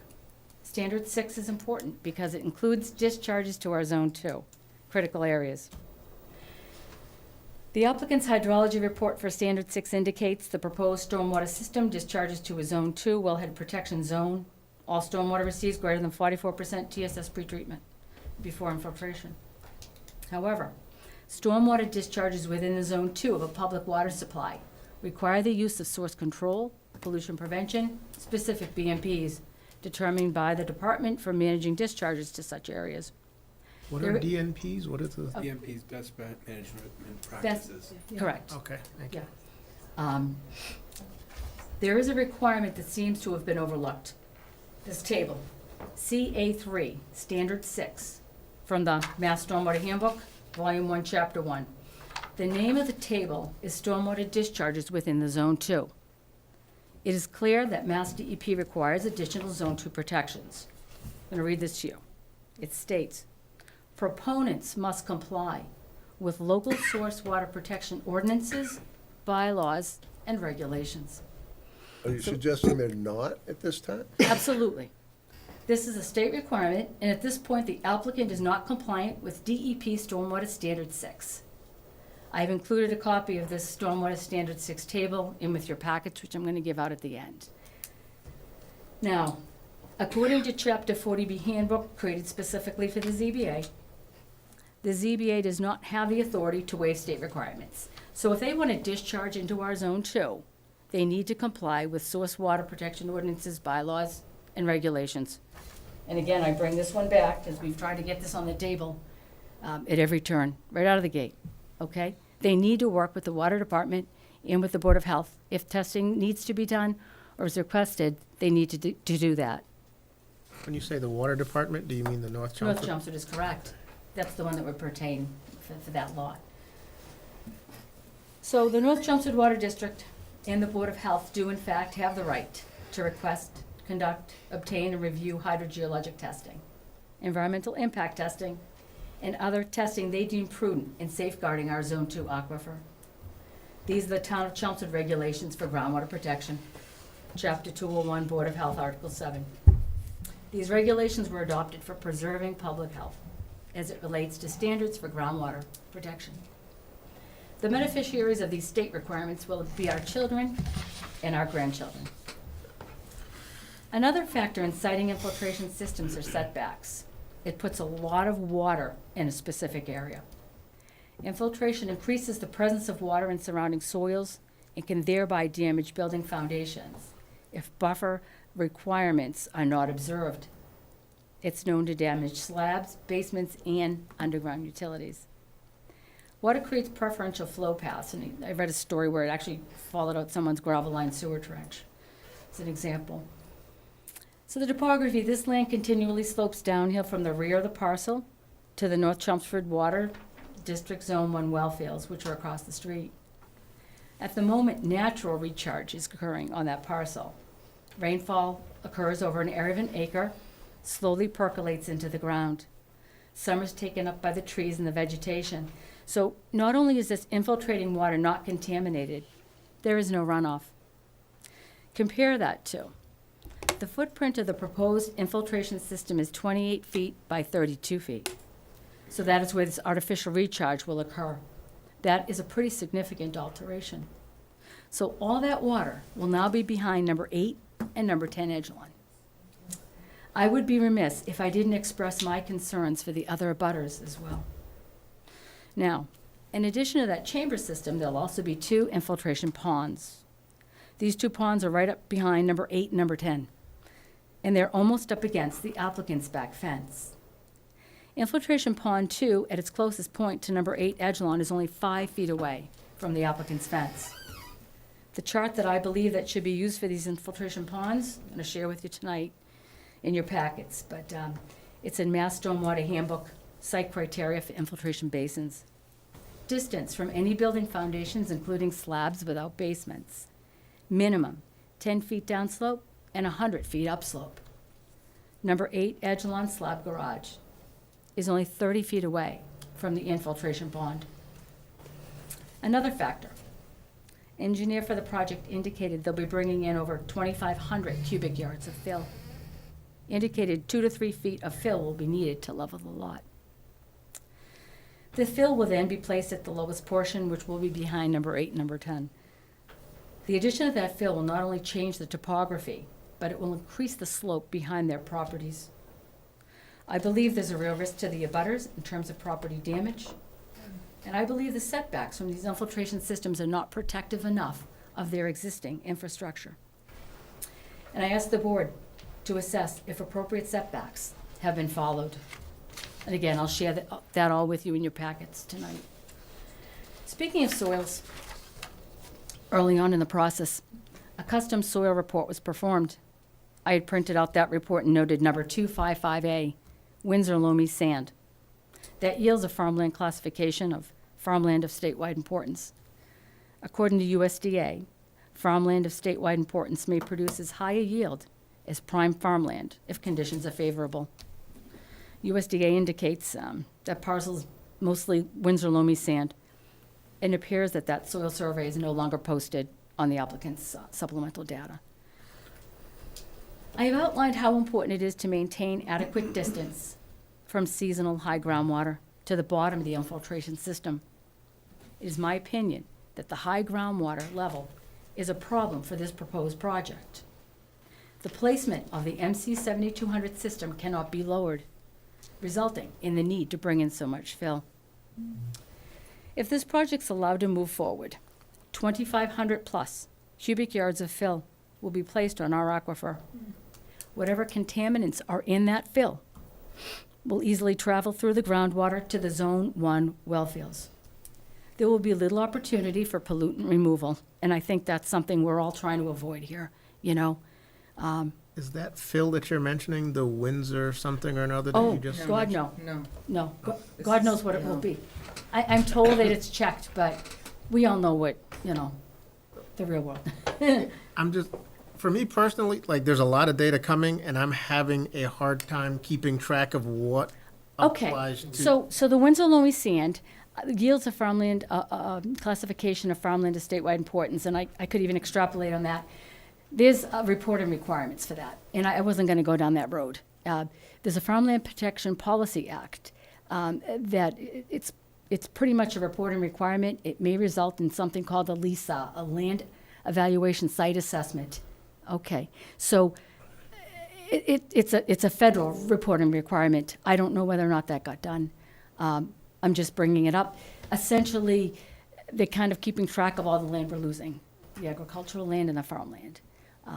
But the Windsor Loamy Sand has got very good characteristics. What she's saying is the Loamy Sand is a protected asset for farming. And she's indicating that there may have been a land study that this particular sand was found on the lot? Yes, it was. Okay. Yes, it was. So if it was found on the lot, 85%, it's considered protected, it could be a protected resource. I of called some- US, may have been. NRCS, the soil survey people, and We've US. gotten pretty far along. I'm just going to ask Katie to respond to this Okay. point. Do Because you- I can't keep it all straight. If Katie could maybe get us a little on track to what, Oh, okay. you've said a lot of things, and they make a lot of sense, but I've only I got a have to few trust the paragraphs left. engineer. Would you rather me finish, or just 3? It's a toss-up for me. You guys, will just tell me what you want. You said, I believe, Perhaps, you said, I Power through. believe it'd be better numerous to, times. to distribute those, and then What are everyone your can read it credentials with and all of this? digest it. Okay. You want me to step aside? Could you pass out the packets? Pardon me? Pass out the packets. Could you pass us? Oh, yes, I pass out can. the packets? Might have been easier to follow along the whole Yes, time. that actually, that would be than- great. I think I'd like to know what your credentials are. Oh, my goodness. Firefighter EMT. Did that for 20 years. I'm retired now, however. So I that's mean, Thank you for your service. if you were a firefighter EMT, that doesn't seem to be an expert in this. You know, I'm a member of the public, and I've done a lot of research. I'm bringing up things that were missed, and you can ignore them or not. This is your right. But it's also my right to get up there and speak and share things with you. But that's not a question. The question is, are you an expert in what you're presenting? Oh, I was firefighter EMT, and I'm a member of the public, and I guess that's my best answer for you, Glenn. Okay, So in here is everything that you'll need to look at if you choose to do so. okay. I'd like to see Thank that. you for your time. Thanks. I'm just gonna, I'll step aside and then I'll come back for my last couple It's obvious you paragraphs. put a lot of work into this, there's no problem. doubt. We're just, I stand by what I've done. Please post that for the public record. Yes, so I'll Now- scan this in. Do You you have have it it in PDF already, or I can No, I scan do it not. in? I just want you to know that's for their assessment, of these illustrations, okay? And so is the written low card, but if you feel you want to, I can scan it in. yeah, I don't feel a need for that, but if you feel differently, that's up to you, as long as my speech goes in there. Thank you for the public record. Thank you. And I know you can't vote. No, yeah, I'm just trying to, like, you've clearly got a lot of information, and it's coming at me really quickly, and this is not my area of expertise, so I'm just That's trying to why you have That's a understand. lot to process. It's hard. Yeah. That's like, but I do stand by my work. So I'll step aside for a moment, I guess, is that what you want me to do, or? you can power through. We'll- Okay, we'll get just a through few it. more. It might be a little easier to follow as Okay. well with the packet. Oh, all right, so I'm gonna just pick up here. If this project is allowed to move forward, 2,500 plus cubic yards of fill will be placed on our aquifer. Whatever contaminants are in that fill, including the ones we can't see, will travel through our groundwater to the Zone 1 well fields. There will be little opportunity for pollutant removal. I ask the board, please, to consider the proximity of the Zone 1 wells in your decision-making. I've obtained a document from the Middlesex North Registry of Deeds regarding this parcel on Morose. The document outlines the transaction when the town of Chelmsford sold the parcel to the applicant. The recording date was December 1st, 2017. That's in your packet as well. There's a paragraph at the bottom of page 1 I'd like to bring to your attention.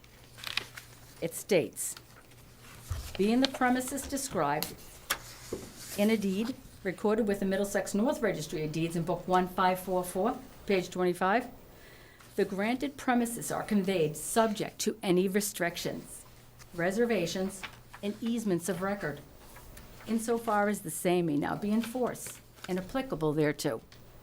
You may want to have the law look at that, your attorneys there. December 1st, 2017, with the purchase of this parcel, the applicant agreed to abide by those restrictions.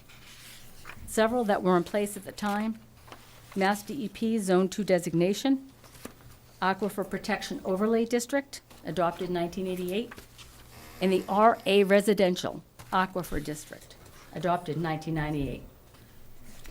Why it matters. We have aquifer protections in place. Once lost, we can't get it back. Chelmsford continues to grow. There are more people every day that expect clean, safe drinking water. And if we hope to have enough for current and future residents, protection of our source water is more important now than ever. Thank you for your time. I appreciate it. Thank you. Yeah.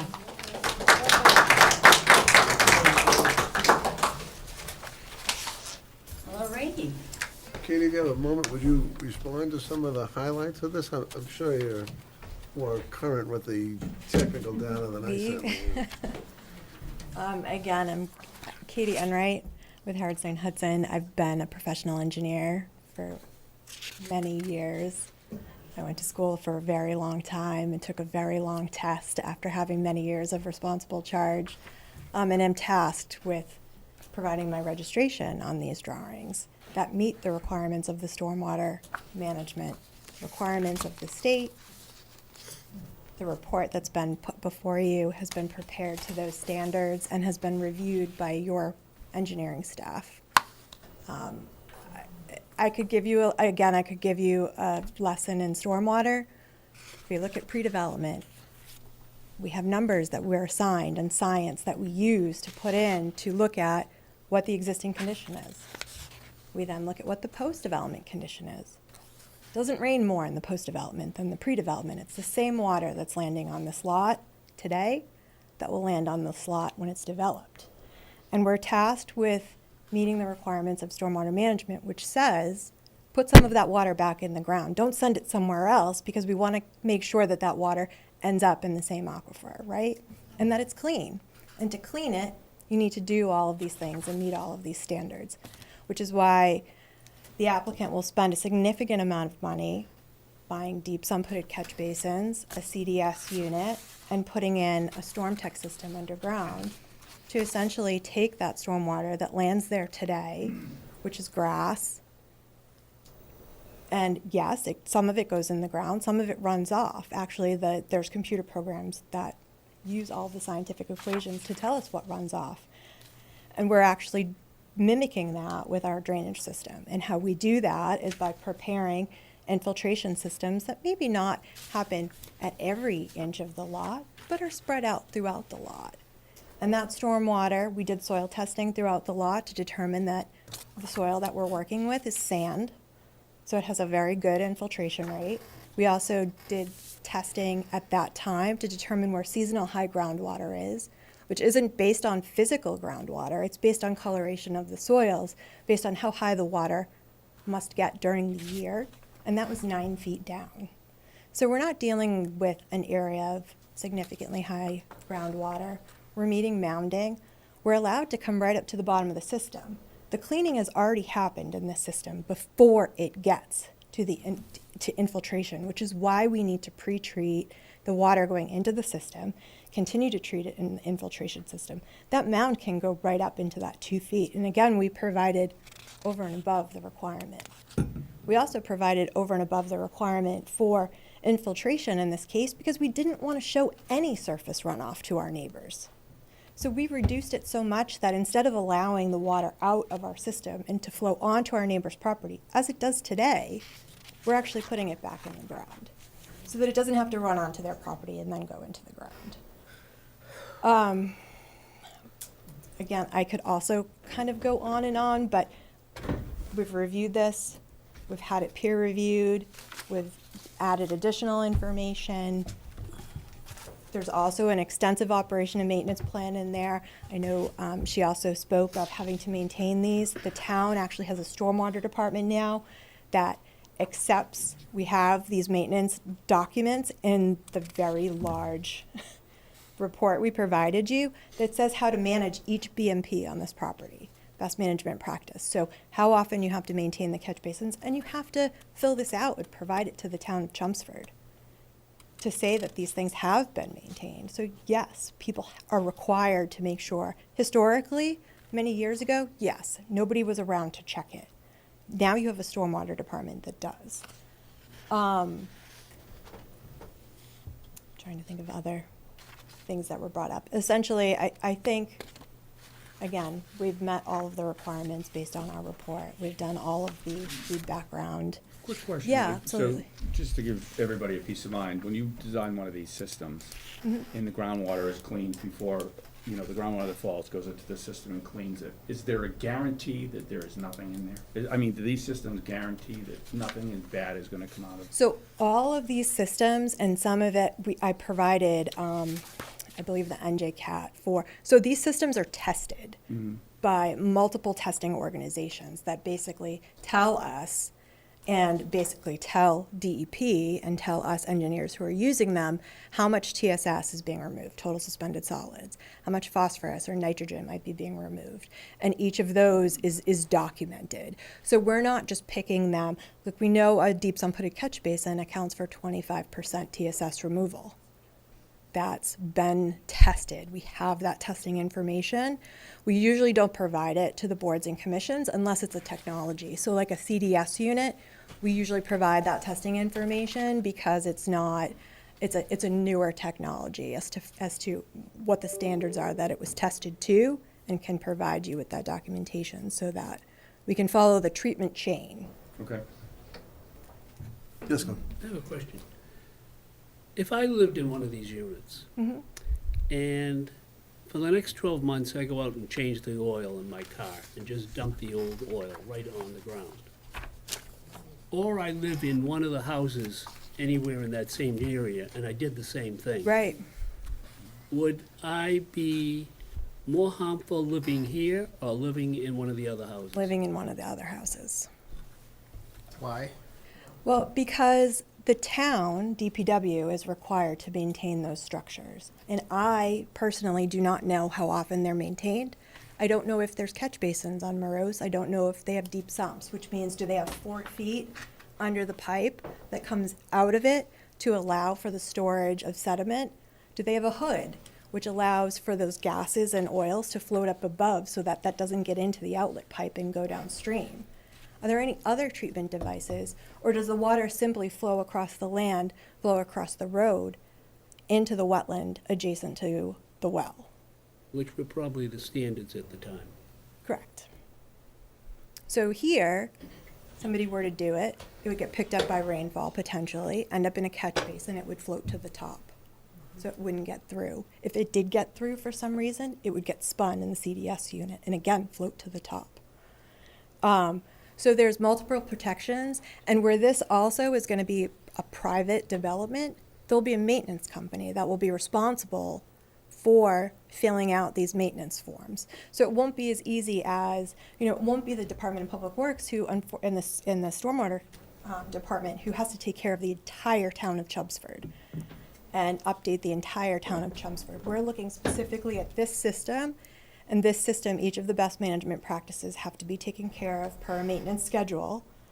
And that maintenance schedule has to be adhered to and then submitted to the town to prove that it was done. Thank you. Can you respond to her comments about the changing in the grade and topography to the abutters and its impact on the outflow of the runoff? Yeah, so we looked at that. So in our pre and post development, we have to look also, we're not just looking at the land areas that are flowing in certain directions, we're also looking at flow paths.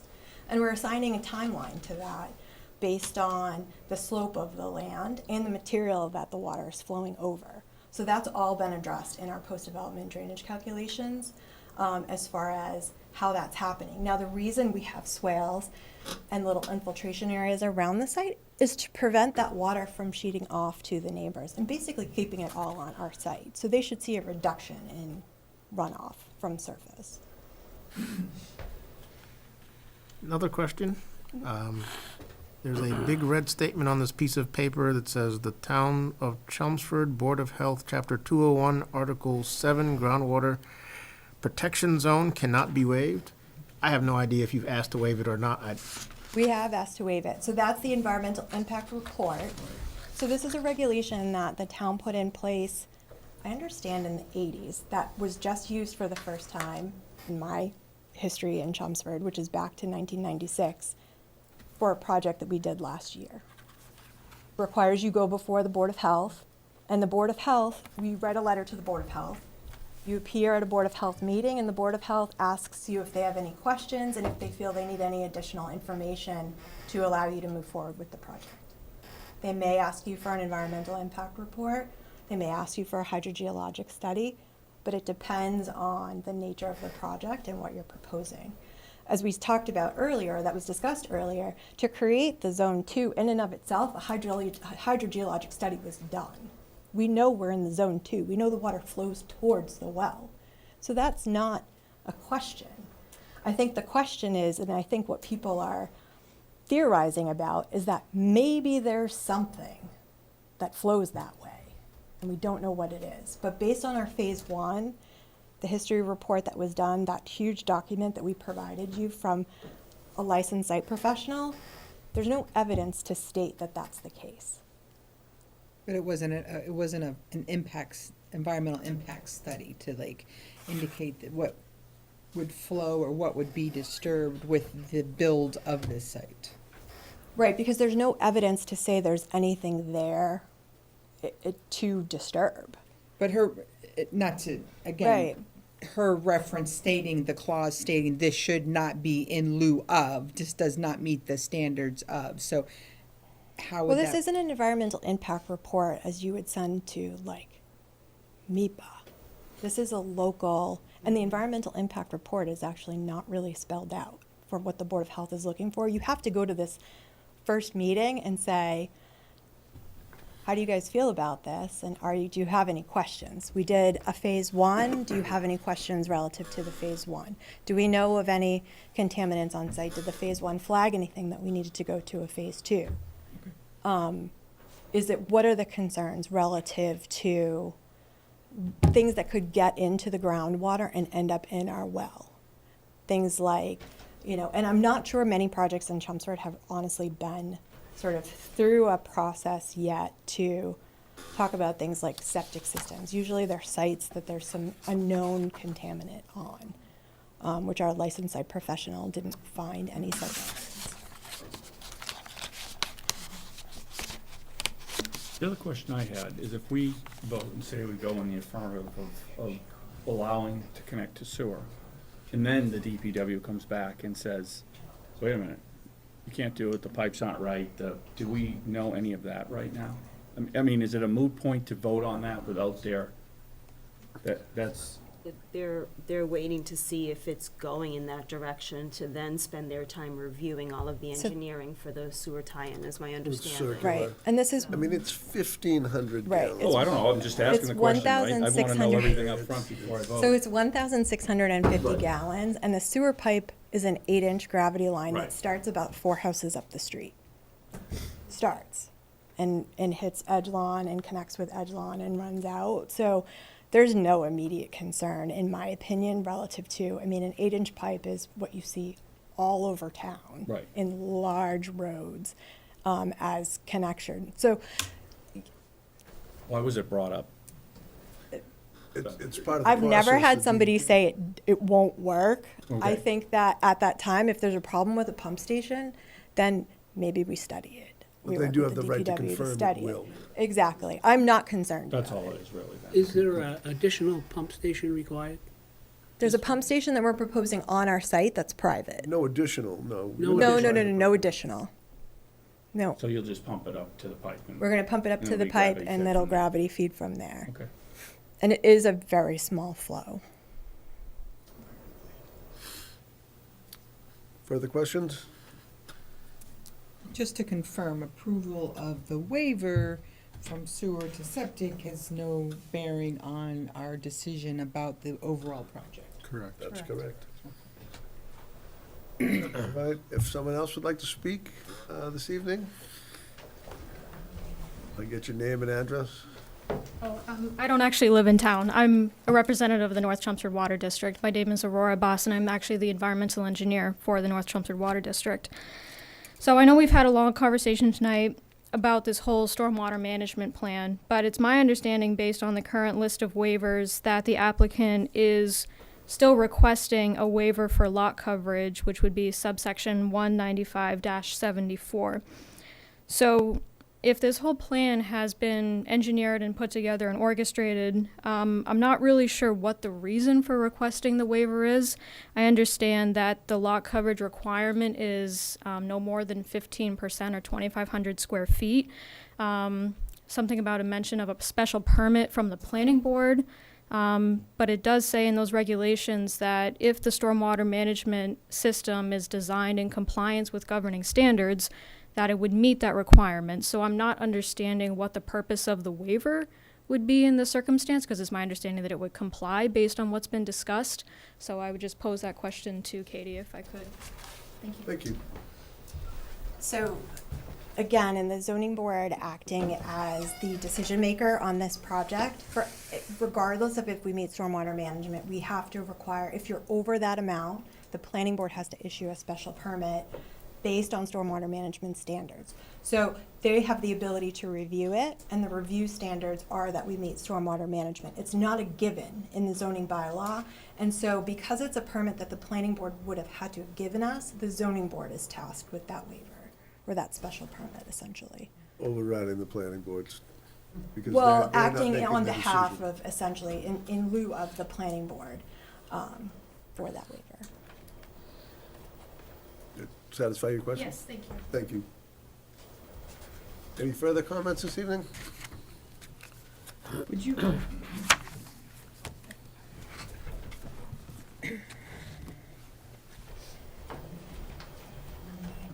Name Brian Hooley, I'm a butter, 10 Edgelon Avenue. Grew up in the area, it was always a you could not build on that lot. Reason being, the soil and the contaminants. And I grew up there and there was never a problem. Now you're gonna build there. I'm also Are you concerned. aware of contaminants on site? No, I grew up there, and the way it's not a buildable lot, never was a buildable lot. And now it's gonna be a buildable lot. For a 40B, it's not required Listen, to be I know, built. 40B problem, I understand that. Another issue of mine is when that water runs into my basement, who's gonna help me out? No one, right? All that water's gonna run into my basement. It's gonna, okay?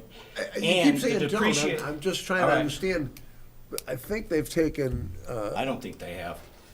I don't think they've taken I any. don't know what that means. I'm gonna get water in my cellar, and who's gonna go to bat for me when that happens? That's my question.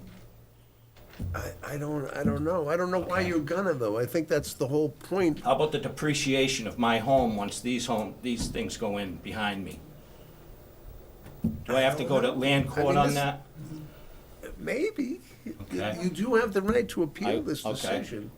I feel our hands are very tied with a 40B, that we don't have Of a course lot they of. are, I understand that, sir. So we do our job as best we can. I understand that, sir. There's certainly gonna be consequences. I would be very surprised if you got water based on what I've understood really? about this. It's already happened in town on another project.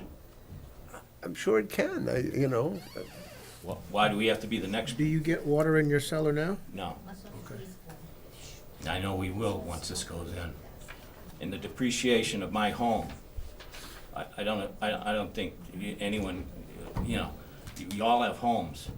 Absolutely. I grew up on 10 Edgelon Avenue. In 1958, in that home, that same home.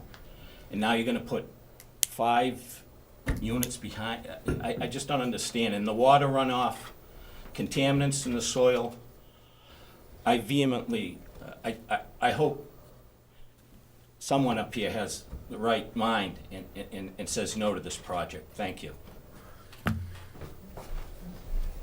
To clarify, the idea of saying no postpones a decision that goes to land court, and historically, if I can say this correctly, the land court has gone with the 40B as opposed to it. Our goal when we do these, as we try to strategize, is to make it as less impact as possible. That's the goal. It's not a 20-story building, it's a 5 smaller home development that is allowed by law. And I don't know how to, say we'll just tell you no, and we can vote now, right now, we can vote no. But it's not gonna change the effect, it's not gonna change anything. My name is Michael Wenning. I live at 4 Edgelon Ave. My credentials are, I'm a 30-year electrician. I got my master's license. I work with stamped engineer drawings every project, and engineer drawings do make mistakes. I send out RFIs all the time, just to let you know. I know you question the credentials of my neighbor, but I deal with engineer drawings all the time, and they do make mistakes. I'm sure. And you guys can vote no. That is the rule. Just uphold the rule you have. It's residential. It's not commercial. You have the power to just say no. There's other projects to get you through for your 40B numbers. That's what I say. You can say no. And that's just the the rule you guys have in place. It won't go away if we did. If we said, based on this, The and town just keeps growing, and you're just gonna keep constantly building and keep constantly building until you look like Somerville? It's the state laws, and that's the problem. And you're maxed out on the sewer, and you have it for residential. Right, it's, You Can I- can't do can I- it. He's can I going, pro- he's can I he's saying pro- a waiver. You could say no waiver, just like you did to the gentleman before who wanted a variance for his garage. Can I You could say no. propose, can I pose a sure. scenario for you? We say no. Right now, leaving it here with us, we have some control on how big we can negotiate or discuss with the builders, the contractors on, say, the size. They've already come back and reduced one of their units to a single story from a multi-story, is that correct? Totally understand. Right, they've already re-engineered some of their plans to accommodate the abutters, right? They've already discussed, sat down, changed their plans to appease, right? They've already come to the table. And this does not reflect in any way my position on this. I'm just putting this to you. If we say no, right, all of that can go. They could go back to their original plan, do exactly what they want, as long as they're in compliance with state, take it to land court, and land court could stamp it year ago, with disregard every concern this community has, even though we said no. Understand? So, But you just even you have though rules in place, we, just yeah, we'll say no, but the way we can best protect this community with what we have available to us is to try and work, because 40B, the state straps us, and it's unfortunate. But the way that we can protect our community under a 40B is to try and work with the builders to listen to our community that's going to be impacted regardless. Unless it's that balanced scale of environmental concern, right? And it's got to be pretty big, from what I'm understanding, and I'm not an expert. The best way we can protect our community and our residents is to have the builders listen and communicate and coordinate and come to some agreement. Sure, I agree that the sewer is better than the septic, without a doubt, but you have rules set in place. How come the gentleman before you couldn't get a variance, but now this guy can get a waiver? He wasn't building a Different 40B. legal- You guys can just Different determine when you're legal, gonna pass total it or not. different He did legal not have the umbrella. protections of Echelon the Ave. 40B. He has the Anybody on same this board rights. been up He Echelon has the Ave lately? same rights Yes. that you Yes, Yeah. I and have. other. Did you I see the drive big by that pool? lot every Did you see day. the pool? I drive by that lot every Right before day. 2 Echelon Ave, there's a giant pool of water there right now. Massive. Trust me, It's all coming down from that property I all the way down through my yard. My driveway has a river going across it. I'm not I saying what, planted 30 trees over the summer to try to help big arborvitaes. It's gonna be a problem. If you go there and you see this, But there's no objective evidence that says they're going to make that problem worse. The problem already exists. just trying to say, my credentials, I work with stamped engineer drawings every project. High-rise buildings, 40-story units, engineers make mistakes. I have to send RFIs off every project. RFIs all day long, this. They So- just put it on a piece of paper and pass it along, and So, sir, people stamp it and go with it and start building it, and it's not right. I These work have with been engineers reviewed. every day. I'm very aware that engineers make mistakes. Sure. I manage And quite a this isn't few of them, mistake where you and they just make say, "Oh, something's mistakes, wrong." so. It's devastating of a mistake for this aquifers. Let me just say Okay, well, that the I don't previous wanna take any more previous time. gentleman has the same rights that you have. If he doesn't like our decision that we turned him down, Yep. he can go to land court. He can get a lawyer and he can go to land court. What we're saying is you have the right, if we approve it going forward, you and your neighbors have the right to get a lawyer and go to land court. But we're just cautioning you from the standpoint of generally, when a 40B is involved, they decide the 40B is going forward. it's a different set That of you'll be rules. spending money. Sure, but they can, With can the state not very come- good chance I'm of asking questions success. now. Can the state overrule certain EPA things as far as the sewer on aquifers? Or septic I on don't know the aquifers? answer to that, That's what I mean, like, it's just. but we're not violating EPA No, he's saying laws. that the state would step in, and I don't, can the state say you can put a septic system here even though you're on top of, But they're not putting a septic But they're system. not. if you said, that's what I'm saying, you guys can say, oh, we're not gonna let you do it on a residential. You don't have to approve. But there's no basis for us to say that because your house is there, other houses are there, so I'm there's. not applying for a septic system now for commercial and being a residential. He's applying for commercial. It's not, it's residential, right? You guys are gonna give him a waiver. I say no struggle to to the explain to you that this is probably gonna happen under every circumstance. I mean, would you say that 1% of 40Bs are overturned on appeal? That'd be generous. I mean, this is a reality that we have. We created a law in the state in like 1968, Chapter 40B. It allowed these rules to create housing, which was a priority. What's coming now after this is the ADUs, and it's going to be very Well, that's the next different. thing. What are you gonna do whenever people, We if you don't have maxed any out power for, on you're that. maxed out We're for not sewer. even hearing them. We won't have That's any. why I'm saying, that's why I'm at, more or less question. If it's commercial is what he's trying to ask you to waive it from residential to commercial, what if you say no? They go to land. You don't have to waive it, just like you, I know it's a Well, one of They the septic. can't things say that no. definitely We're could a happen is granting if authority. let's just say the sewer does not get connected there. They go and they say, we're gonna put a septic system there. Now you have more groundwater than you had previously. So really to approve it, to get that groundwater away from everyone, my folks lived in Kensington Drive. Sure, but then. Huge development went across Turnpike Road. We got water in our basement for years. Sewer went in and it all went away. But then you're getting water department to step in and say, you can't put a sewer there, so now the project. But they could get- can. But they But can, they it's can. a zone 2, it's not zone 1. That's the thing, so it's they like can. taking that water away would, I'm sitting here, believe me, I'm struggling with it too. I mean, I think we all are on the board. Because the town's exploding, and you guys may not see it, but. No, Oh, I see it. We're Everybody's talking defenseless about it to on that. it's just That's exploding. the and way At some it's point, you set gotta up. say, enough is enough. It's just what we have to work We need- within the laws, right? We need the That's what it state comes to down to. change, It's we very need the frustrating. state to untie our hands Yeah. on some areas. And honestly, with these Developers just- ADUs, they are not going to do It's that. not They're gonna stop looking till for Chelmsford looks like something. Yes. multiple. You're 100% right. Thank you. You're right on the money.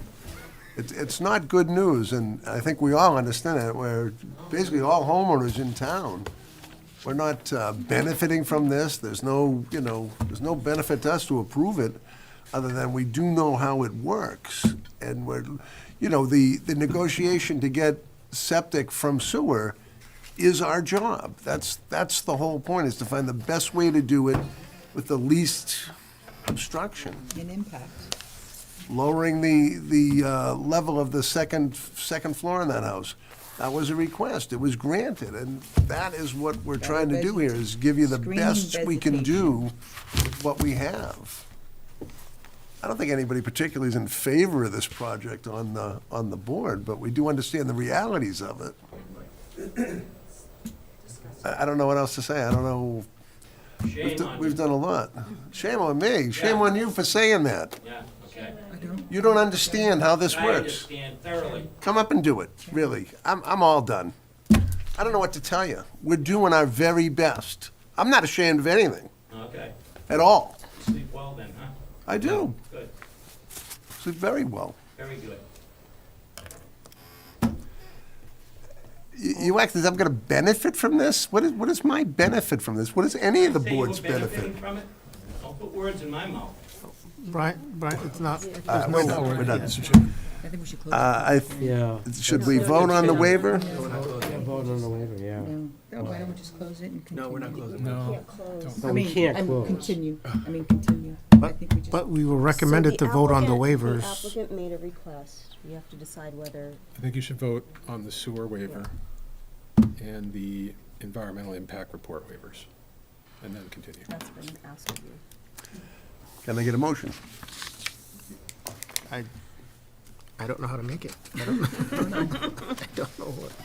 So it would be a motion to grant a waiver from the requirement in chapter Yeah, I don't 201, have that in front of Article me. 7, requiring an environmental impact report.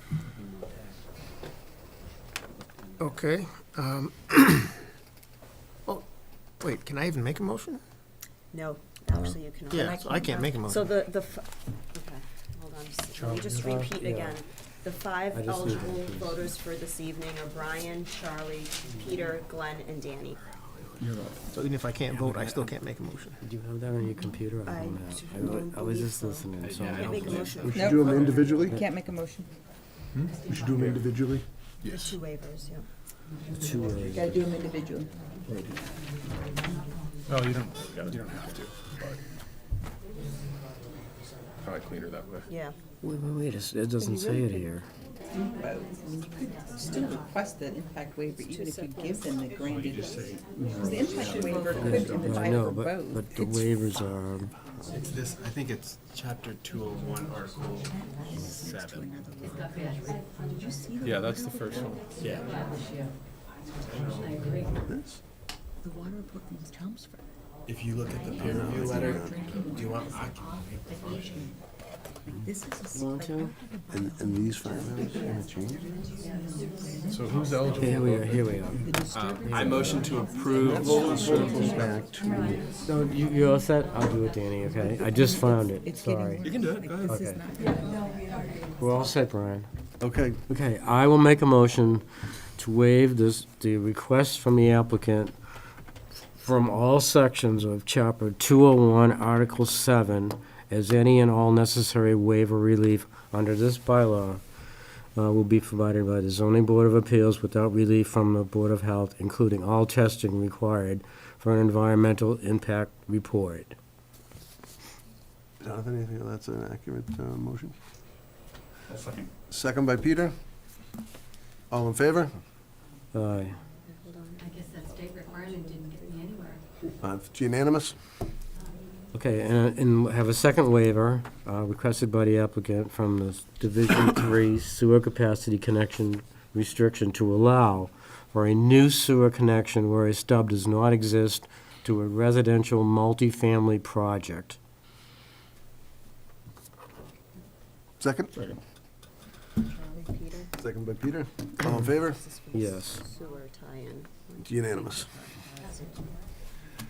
And I get a motion to continue the public hearing until April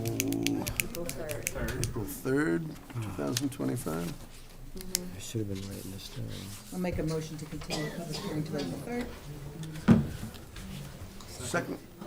Danny, got one in there? You got it. All in favor? Aye. April 3rd, we'll continue this. Okay, thank you very much. Your time and your patience tonight. Minutes. Oh, I Make a read all the motion to minutes. No, I read all the minutes. I read the minutes. All in Motion favor? to adjourn? No. Discussion. the Yes, we have a minutes. motion to adjourn. I'll make a motion to adjourn. What about the minutes? Joe, have a good one. It's too late. It's 10 Joe, o'clock. I'm in. Motion, we're all unanimous.